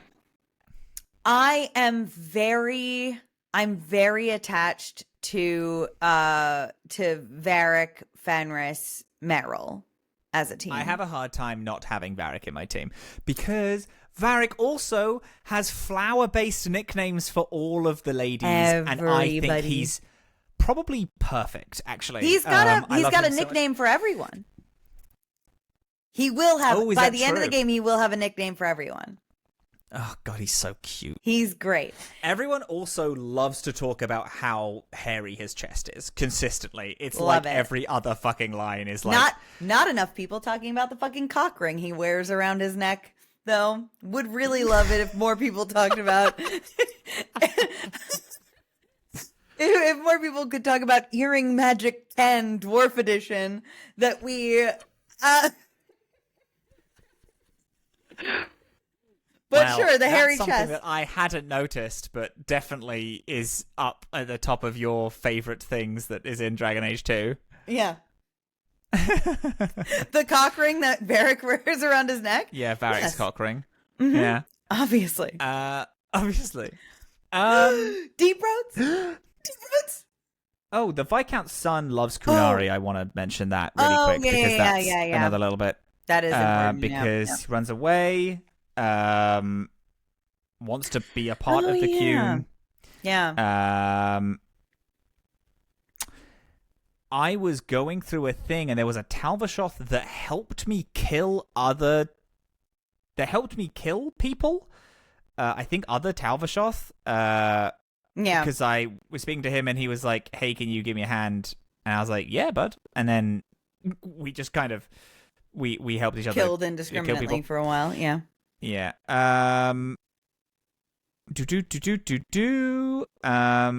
Last little thing. There is a guy who has been capturing young women, maybe young elven women specifically, or maybe young mages even, and then killing them. And you find his father, and his father is like, "Hey, don't kill him, bring him back to me." And then you meet an elven father who's like, "Kill him, please." You go through this little dungeon, you find him, and he's like, "It's not me, there is a demon in my head telling me to do all these things." And I was like, "Okay, buddy, it's time for you to be put down, I think." And then I killed him. Which feels like it was important at the time. I believe that's it. Isabel is Castilian. She has a whole thing with those. I had all the stuff we covered. We covered Anders, who has justice in him. Man, I just love him so much. It makes me look like an idiot. Aveline, there's a big conspiracy going on with Aveline. Oh, right. Aveline's little conspiracy, yeah. Which you end up finding out that the head of the guard it's like there's a lot of murders and robberies going on because random guardsmen get loads of things. Yes. And then are sent out. And then they get killed or robbed, and Aveline's like, "What the fuck is happening? Like, why this are guard some route watches, like, why are these people choosing all these watches, and, like, why is all this crime happening on specific watches?" And so you, like, you wind up taking, like, a lap with her and, like, finding out. And she's awesome. I think she's a great fucking character. She's great. I really, really love her. She's only... It's frustrating because it's one of the weird things where my party is either Fenris, Isabella, Varric, or Bethany, Anders, and oh my god, Bethany, Anders, and Meryl.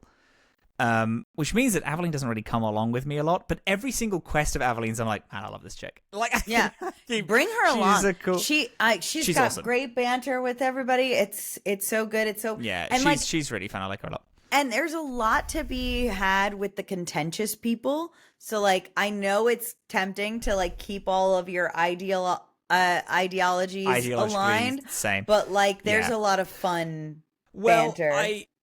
Just because that to me was a roleplay decision, because that was that was I get you. That was Florence, like, being a centrist, because she she's one person with one group of people and then one person with another group of people, and she didn't want those personalities to cross.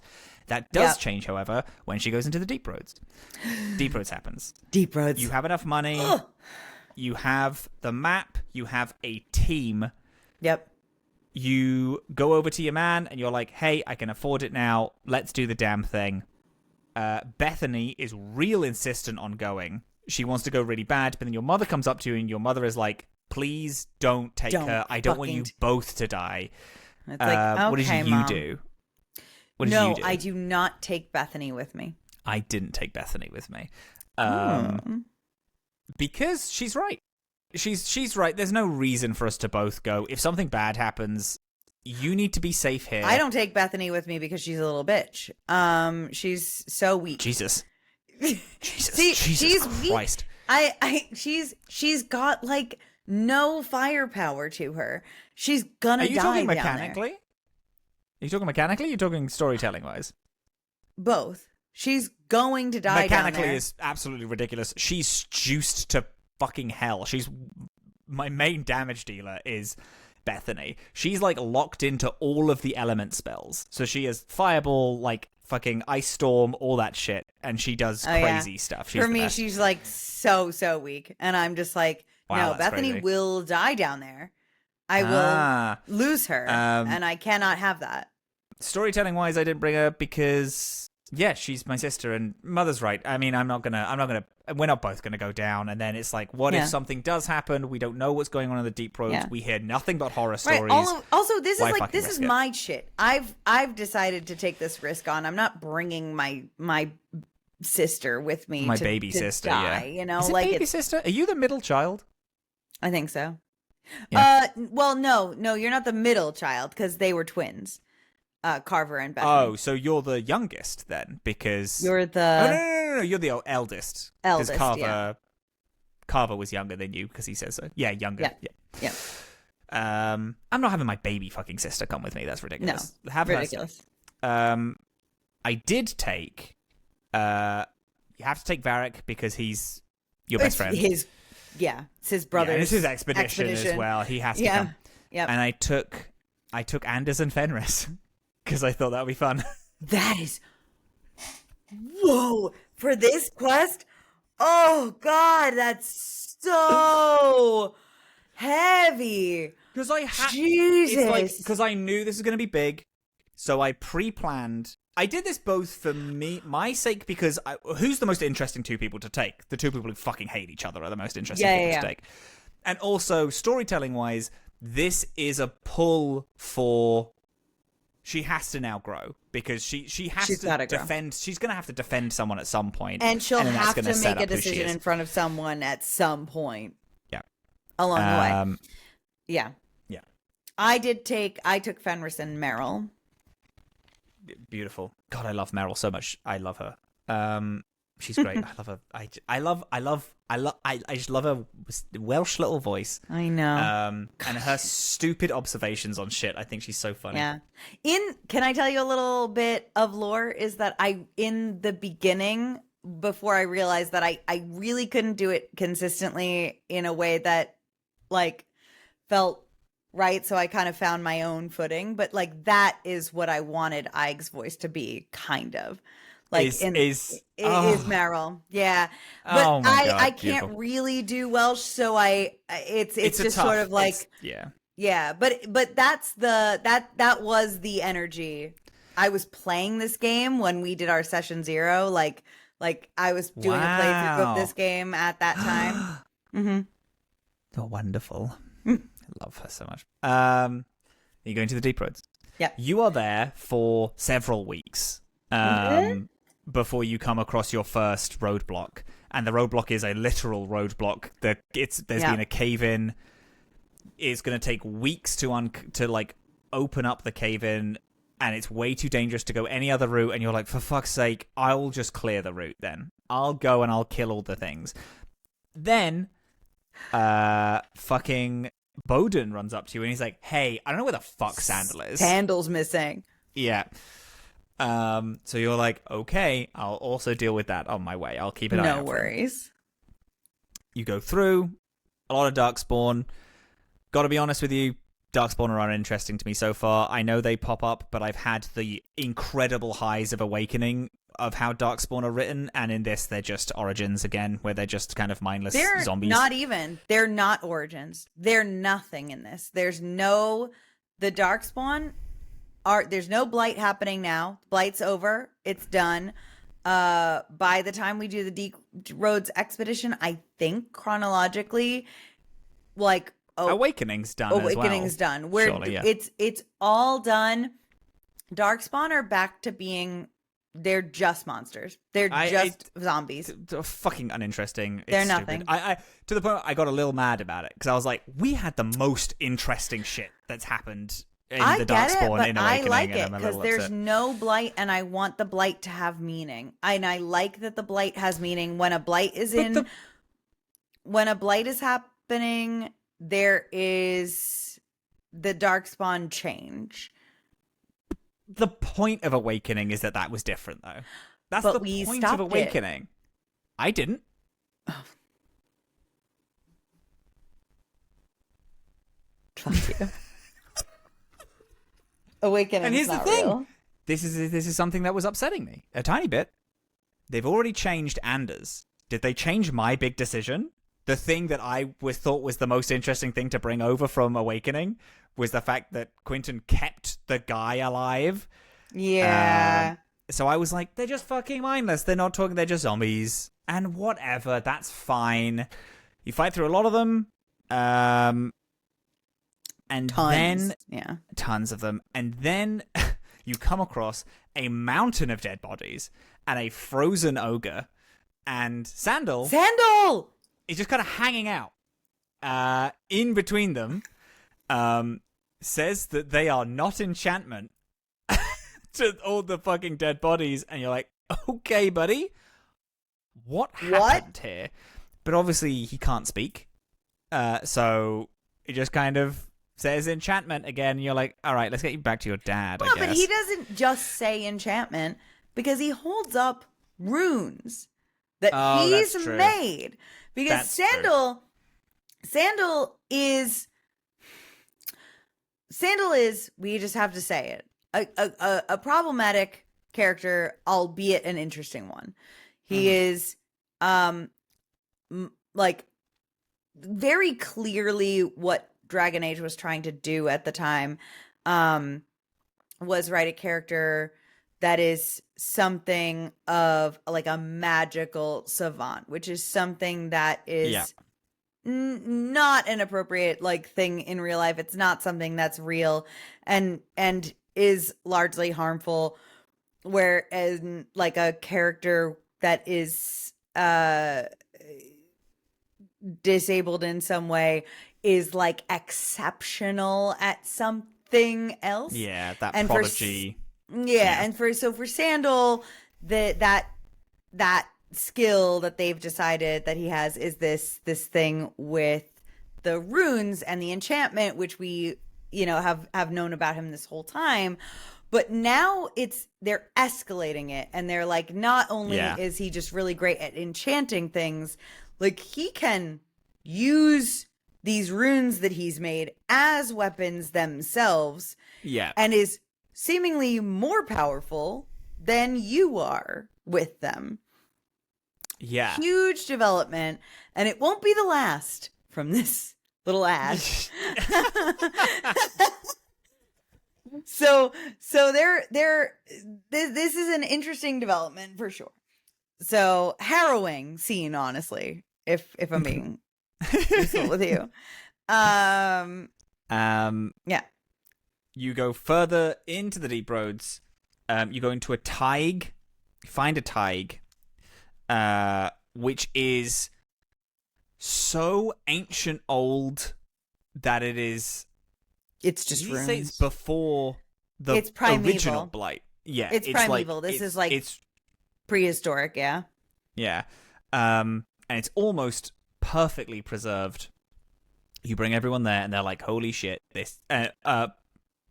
Who's the brother? Bartrand. What's the brother's name? Bartrand. Bartrand is losing his mind. He's like, "Wow, this is like finding this place alone is worth a mountain of gold." Let alone the stuff that we'll find here, which is pretty interesting, pretty cool. That happens. And then, whilst investigating and searching, you find an idol made out of pure lyrium, forged into some weird demonic thing. Yeah, humanoid shape. Yeah, and lyrium is what we know is like mana in this game, but it's something that we in this series, it's like where mages get their powers. It's also where Templars get their powers too. And that's true. Jump back just a couple of bits. When we're trying to find the boy who's having the nightmares, we meet a Templar, and I don't know if this was said in Origins, but he says that he is an ex-Templar who, and then he's like, yeah, they get you addicted to lyrium. And that he's like, yeah, and that's why I'm fucking on the street, because I'm addicted to lyrium now.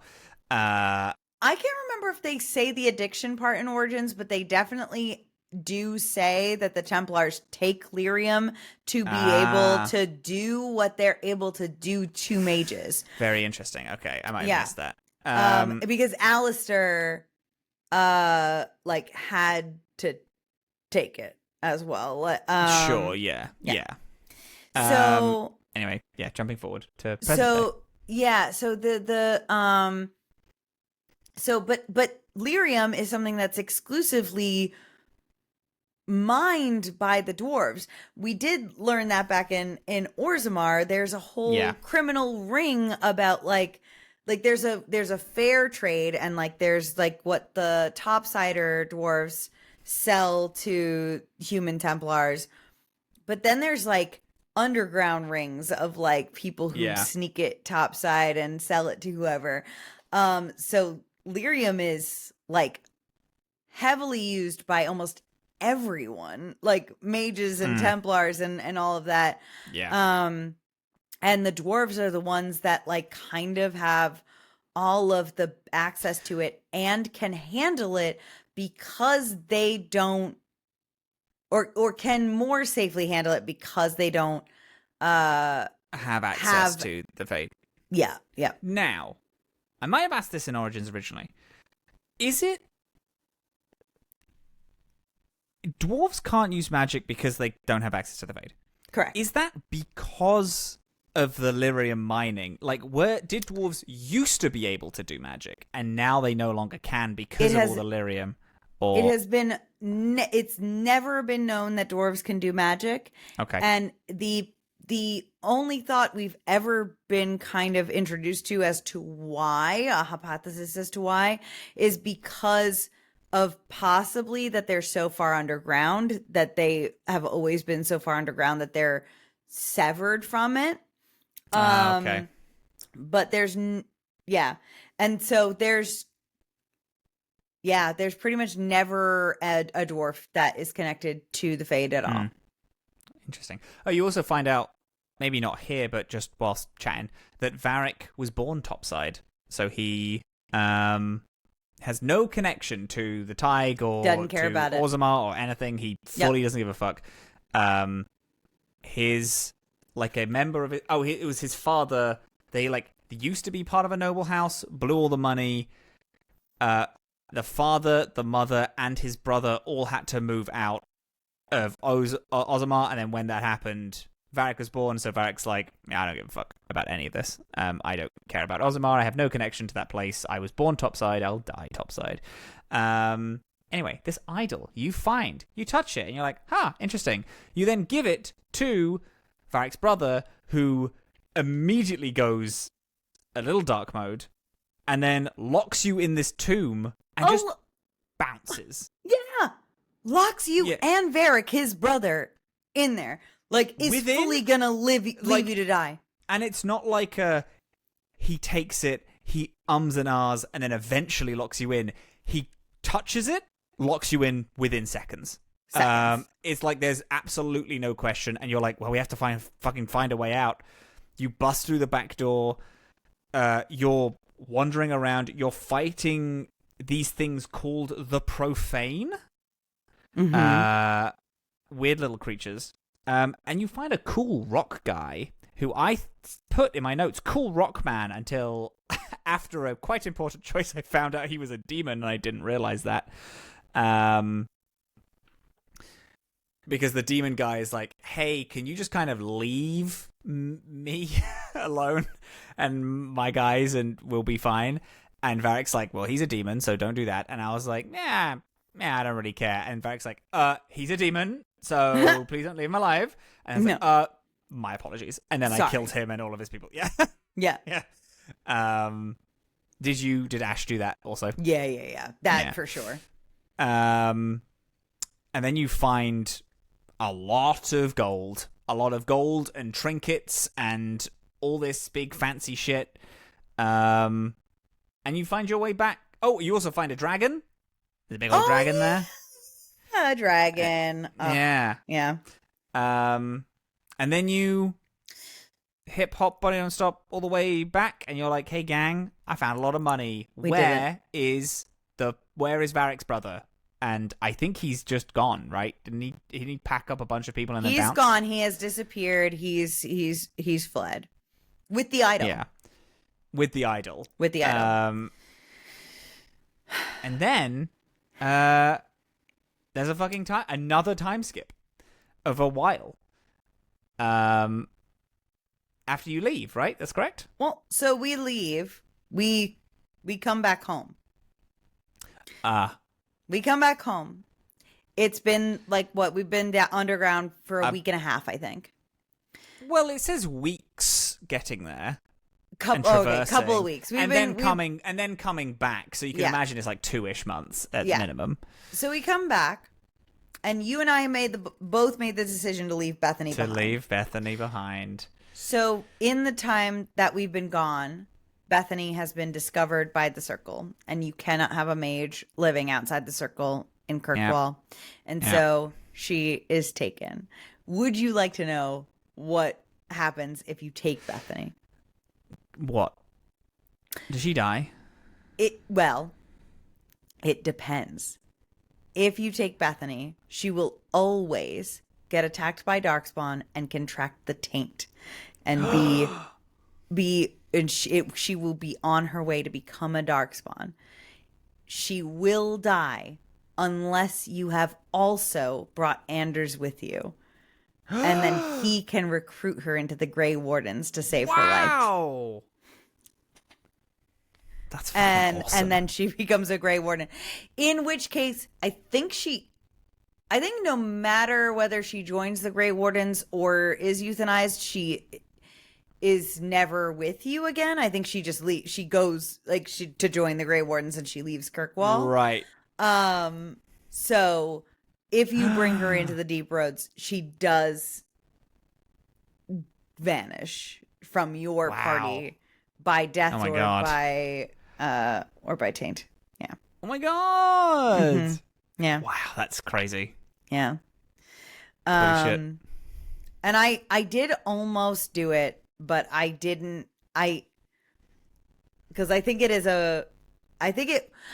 would have been a fun and interesting character motivator for Ash if Bethany did die, but I didn't think it made sense for Ash to actually leave her, bring her there. So I couldn't justify the choice to do it. Yeah.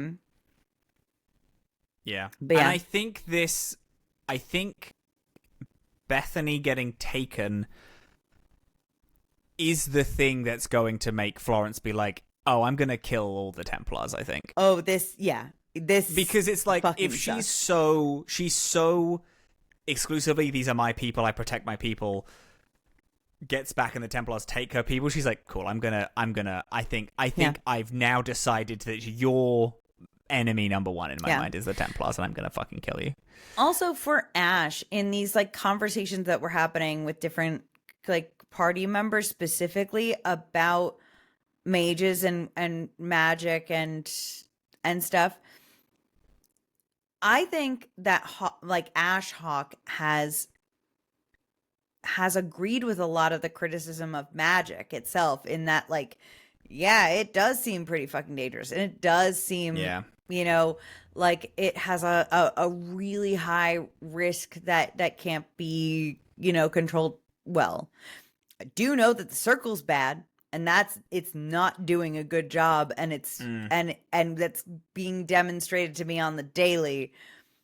And Ash has been expressing that as her primary, especially in conversations with Fenris, it's been a lot of hey, no, I hear you. The Circle's fucked up though.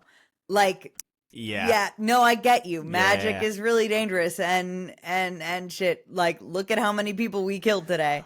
Wow. But the Circle is fucked. Okay. I'm going to give you this right now.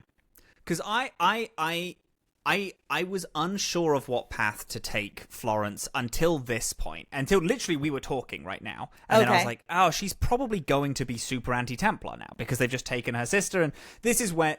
These episodes are when I make a lot of the character out, because it's I'm laying all the information out in front of me, and I'm like, okay, this is what makes sense. And because you and I tell stories together. That's our thing. So now I'm making it more of a story rather than a video game. And do you know what I think is really cool? What? Both of us have made female warrior Hawks.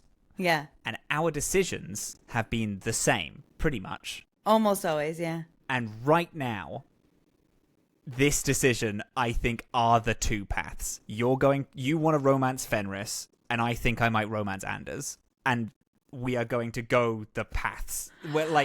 We are the same person of a different timeline who have now split. This is our divergence. Yeah. It's their reaction to Bethany being taken that changes who they are. That's who it is. Yeah. And now there it's are two reactions. Yeah. Really anti-Templar, or no, I get it.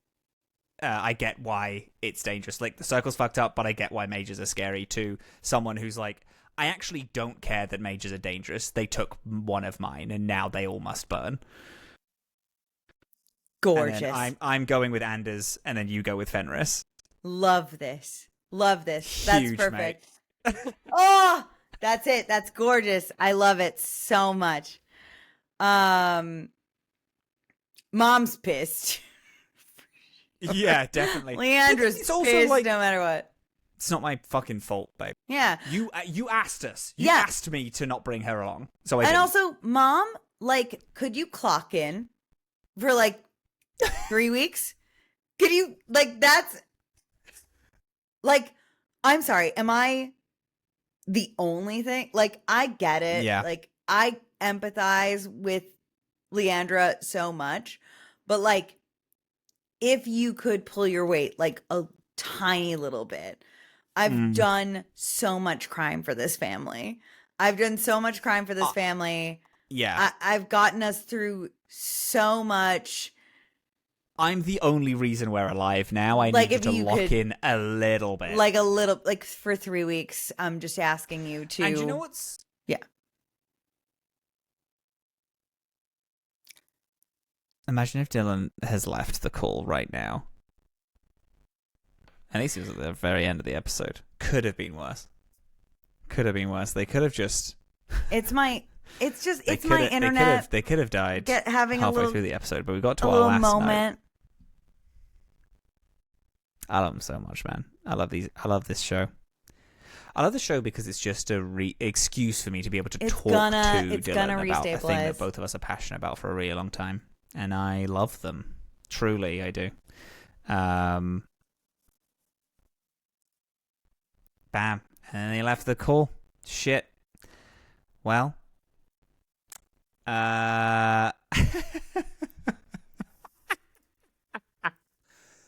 Well.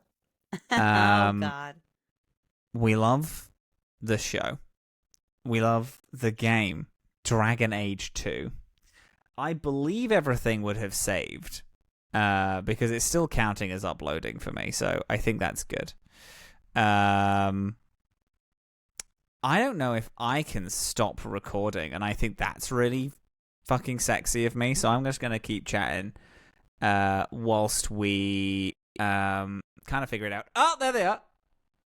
Yeah, it was just my internet connection. Just bounced. Took a little break for a half second. And I mean it too. My internet connection, like, blipped, switched off for like 1 second, and it's a whole drama about it to fucking get over it. The recording's fine though, isn't it? It's fine. It's perfectly fine. In fact, because it records a local recording, it will seem like you're crazy because I will be here the entire time that you're talking to yourself. Yeah, that's awesome. Yeah, I love that a lot.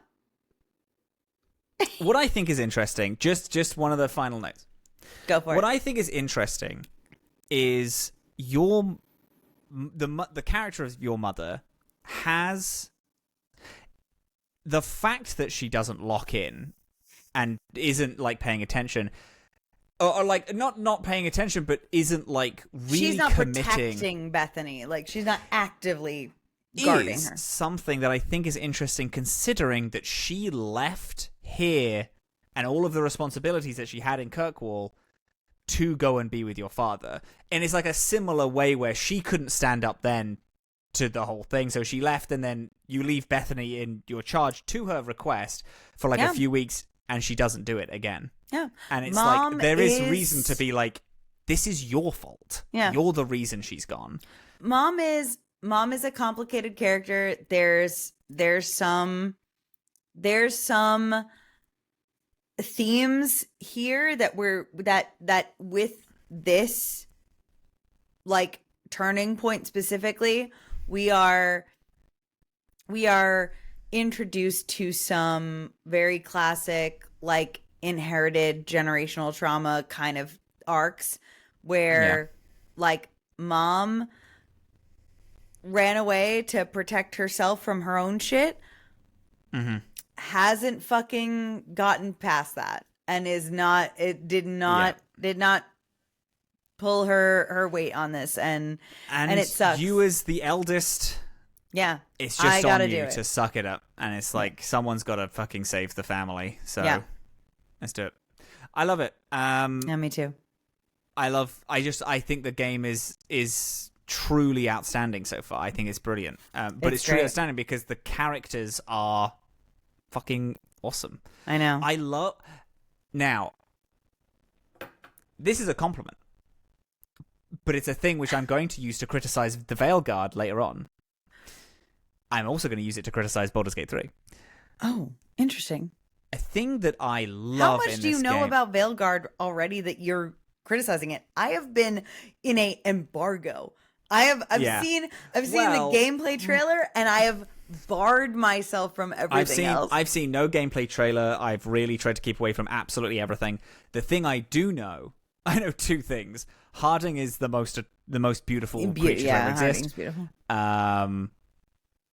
And I believe all characters can be all romanceable characters can be romanced by anyone. Yes. That I think is a flaw. It's a flaw. Have we talked about this before? We've talked about this. We've talked about this. We've not talked about it on the show, but no. It is a flaw. And it's a thing in Baldur's Gate 3, which anyone can be romanced by anyone, and I don't even want to hear that you think that it's pansexual representation to have everybody be pansexual. That's not even remotely. You've got to be kidding me. I am the most aggressively bisexual person on the planet Earth. It does people nothing. Are different because people are different. And you know what's fun? We can draw a parallel with the character who I'm playing in Dragon Age 2. She stands for nothing, so she just kind of makes every decision, and everyone is neutral. There's no like hard belief system there, and if you have everyone be pansexual, there is zero representation in it. It's like if everyone can romance everyone, nothing is interesting in that. And the thing that I like about Origins and the thing that I like about this is that I have people like a certain type of person, and it also that makes runs different because you're picking different characters to be fully different people. And it's a thing that I really like in this, where it's like, if I start doing this morally, Fenris is never going to fucking date me. Yeah. Because I'm against him morally. And it might not be like a thing where it's... Oh, I mean, admittedly, in this game it's different because everyone's a human, so everyone's at least attracted to humans. But I think it's more interesting than being able to romance anyone. And it's a thing that I applaud this game for. Is like making decisions really affects how people feel about you in a real impactful way. A one that can't be hand waved with your magical coercion like in Origins. Like, people really fucking care about the choices you make. Yeah, but even in Origins, it's like... So, there's a thing which I know about, which if you're a female elf and you date Alistair, if you make him king, he breaks up with you. Because he's like, well, I can't do that for political reasons. I think that is... Or you can stay his consort. You can be his whore. And that's so incredibly interesting. Which in a game, if he was attracted to everyone and everything, it doesn't matter. It It's like wouldn't- that's going to be a it thing that's just wouldn't less interesting. Be a part of the story. It wouldn't be anything. I would rather play a character. I would rather have someone be fleshed out to the point where they have a preference, because that's part of character, than have everyone be like, oh, well, I'm attracted to everyone. Yeah. Which I just agree. think is less interesting. And I want to, I want to be able to engage. And like, people are trying to, I've seen some people try to convince me that no, they're wrong. Everyone is pansexual in a way that is meaningful. Like that. And I'm like, what? How? Like, are they all? When I play this game, if everyone is bringing up some sort of personal journey about their specific journey with sexuality, I will eat my hat. I will put it right in my mouth. I really will. I will absolutely walk this back, and I will do it on the podcast for all to listen to. But I just don't believe you. I don't think that that's the case. And I think it is just a cop-out. It's just a cop-out. It's just for ease sake, so that people... It's the type of thing that people can call... that companies, not people, companies can call representation to not have to put effort into doing it. Right. And it makes me... It's just it's it's an irritating thing, because in Inquisition, which I know at least this part, because we have a couple of characters that are explicitly gay and a couple of characters that are explicitly bi, and in Inquisition, and not all of the gay characters have a relationship to homophobia, which I think is good, but one does. And it is written by a gay man who is on the writer's team for Inquisition, and draws on some personal experience, but then extrapolated into a fantasy element. It's imperfect. It's not, I think that there's reason to want more and more interesting things, but not less. And we could do a whole thing where I also I get why a lot of people are hesitant to have or experience or play with different kinds of bigotry in their tabletop role-playing games, which is entirely fair. Yes. But I also find that sometimes when you are opting in and want to explore those kinds of stories, especially when they relate to stories of your own, then that is not something that we should write off as a method of exploring stories.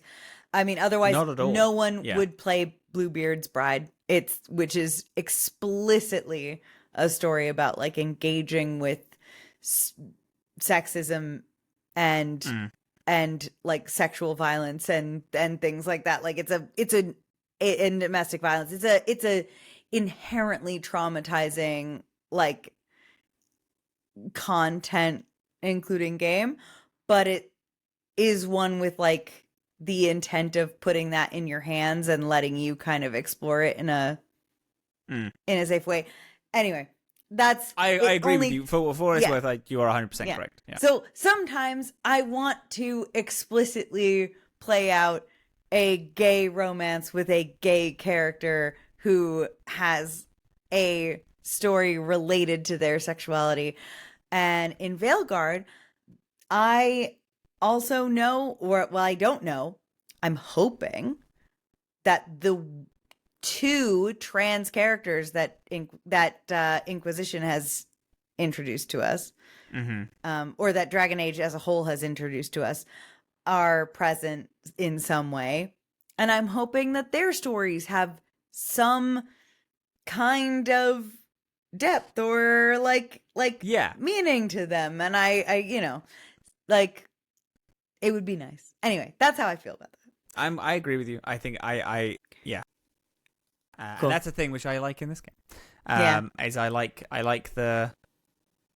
I like the fact that, you know, so for example, in Origins, it was fun when I had the chance to romance him because I was playing a guy, and I was like, oh my god, oh that's fun, oh my god, I didn't realize you were into that. That's so fun. I mean, what an exciting little opportunity. Yeah. And that makes it just makes it more interesting than if it's like, well, yeah, I could fuck anyone, so I don't care. Yeah. Speaking of, because you did bring up Baldur's Gate 3, which I have started playing again now that my computer is fixed. And I just got last night to the party after the Goblin Camp thing is resolved. And literally everyone was like, we all want to fuck you.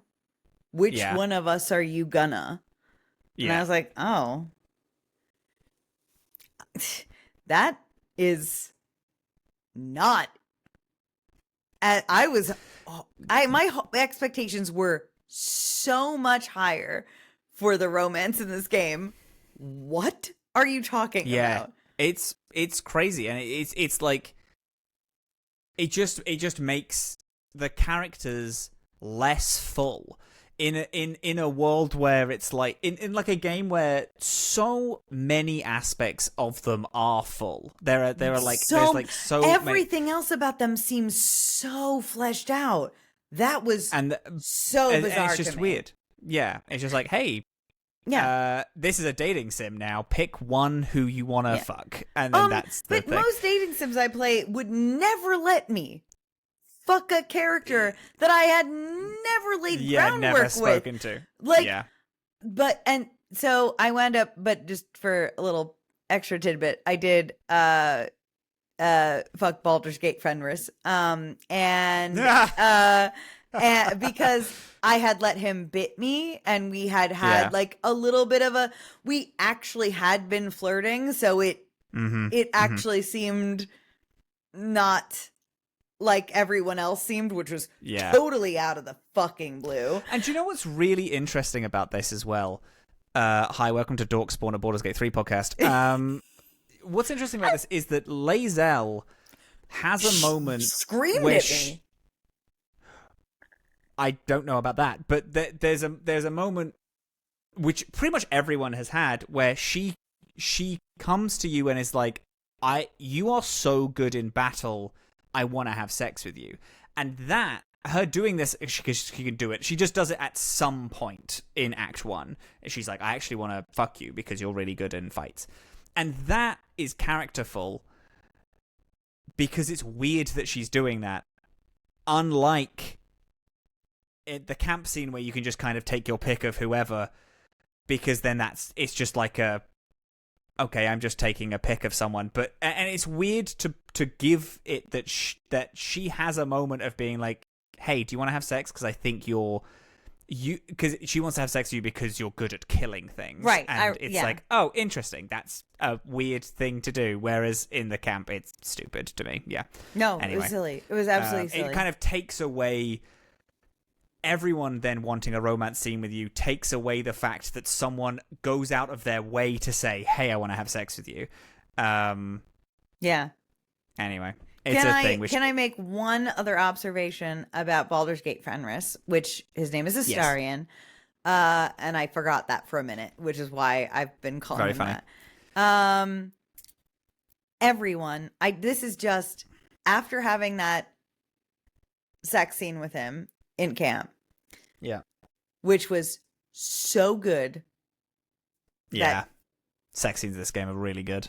Oh, so good. Crazy, dude. The build They're up really to strong. it, the everything about it, hot.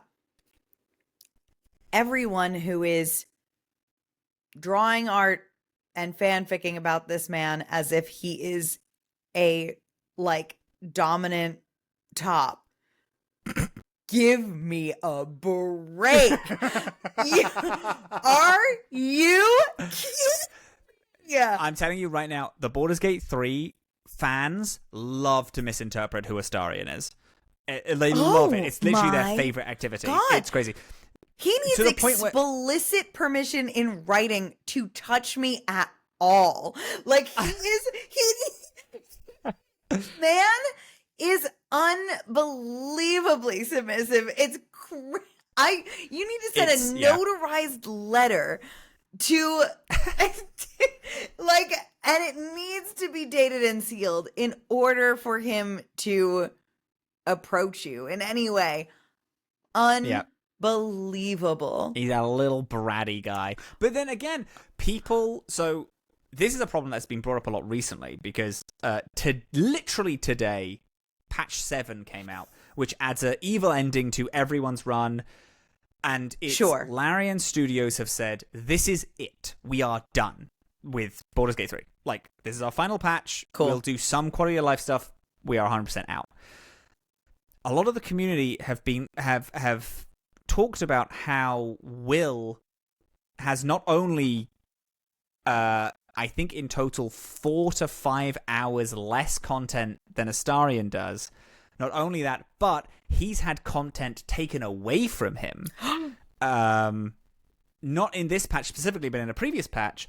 One of the big Will's huge final solo mission, like and his I want him to be my best friend. I think that's what I want. Yeah, his one of his giant finale things, which it's weird anyway because it's not a big finale moment for him. It's a big finale moment for like the storyline of Baldur's Gate 3. Yeah, but they actually took it away from him and then just put it in the main quest line, so he doesn't even have to be involved in it to do this. So not only does he have 5 hours less he has the least amount of content of anyone. Not only does he have 5 hours less content than Astarion, he's also had a main storyline stripped from just him, taken to be less meaningful. Yeah, all of the community have this thing where they're like, oh my god, Astarion would take you out on dates and take you dancing and do all this stuff.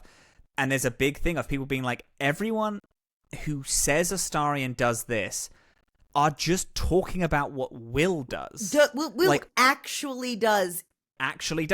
Canonically in the game. His second romance scene, he teaches you to dance a ball with him. Will does, because Will is Prince Charming. I've seen that cutscene. Even I haven't gotten it myself, but I've seen video of that one. For people who don't know, Momo, who's my partner, she has made about 5 or 6 different characters. She's never finished the game, but she keeps doing it. She has a real fucking hard time not romancing Will because he is literally Prince Charming, which he's loves a Disney prince. It's actually the most Momo move romance ever. In the game. Yeah, of course. And people, the fans of this game, love to attribute Will's traits to Astarion, and also give Astarion traits that are to the point where they are talking about a character that doesn't exist in the game. Yeah. They're talking about someone completely different who just looks like a fucking white-haired Tumblr sexy man. Right. I will get into this more when we start talking about... This was a long episode, so I'm not... Because I will go on a full tirade. Yeah. Next week is a shorter episode, and I may get into my favorite fandom misinterpretations of characters in the Dragon Age. Oh, that's interesting. Fandom. I actually do like that. Because fan misinterpretations is something that I am pretty passionate about. Because I'm passionately against my worst ones are about Inquisition, but there are some that I have about Origins and 2. That's really cool. I'm into that, actually. That sounds awesome. Great. Yeah. And I'm actually going to bring up the points of why I like it so much in next week's episode. Excellent. Fuck yeah. So, Dillin, what are we doing next week? Next week, we're going to be playing one of the DLCs of this game. So we are going to be playing the Legacy DLC. So, like, all right, there's going to be some unavoidable stuff when you start Act 2. You'll get, like, you'll talk to some people or whatever. But, like, the quests that you want to do, that you want to go home immediately and then pick up and do one of the Legacy. weird statues. Yeah. And you're going to have a good time. I'm going to have a good time. It's not going to be like as long as this one. And so we will have some extra time to talk about other things, which is I have a feeling that the Dragon Age 2 episodes are going to be the longest episodes that we're going to be doing. Because think we're it's gonna doing be entire acts, which is a million fucking side stories, and then it's us, so we're gonna go on tangents about shit as well. Yeah. And I feel like in the shorter episodes, like for the DLCs, I'm gonna add stuff. Like I already plan to talk about my fandom opinions and stuff like awesome. that. Yeah. Hell yeah. Well, does Andraste have any words for us? You know what? No is a valid answer. No. I need Andraste to. I didn't have a good one last time, and I should have. I should have. Does Andraste have anything to say about the misinterpretations of characters in fandom? Holy shit! I think she does. Hold on. Oh.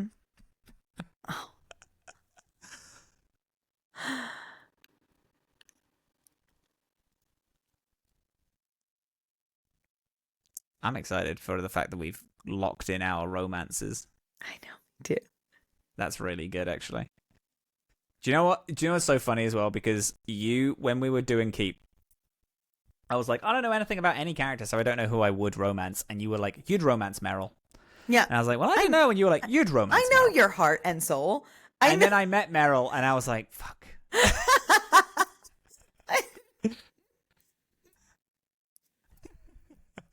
I just love her. She's very Welsh and very silly. Like, I love every interaction that she has with anyone because she has not a clue what's going on.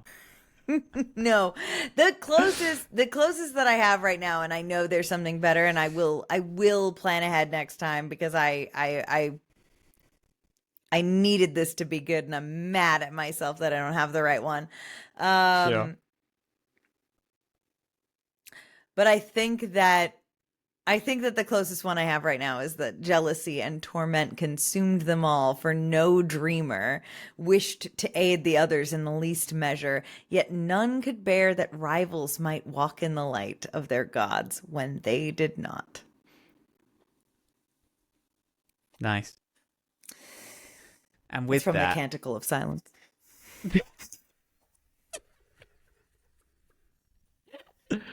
hate you. And with that. Okay, so bastards, your fucking dork ass losers. Your struggles The struggles have only just begun.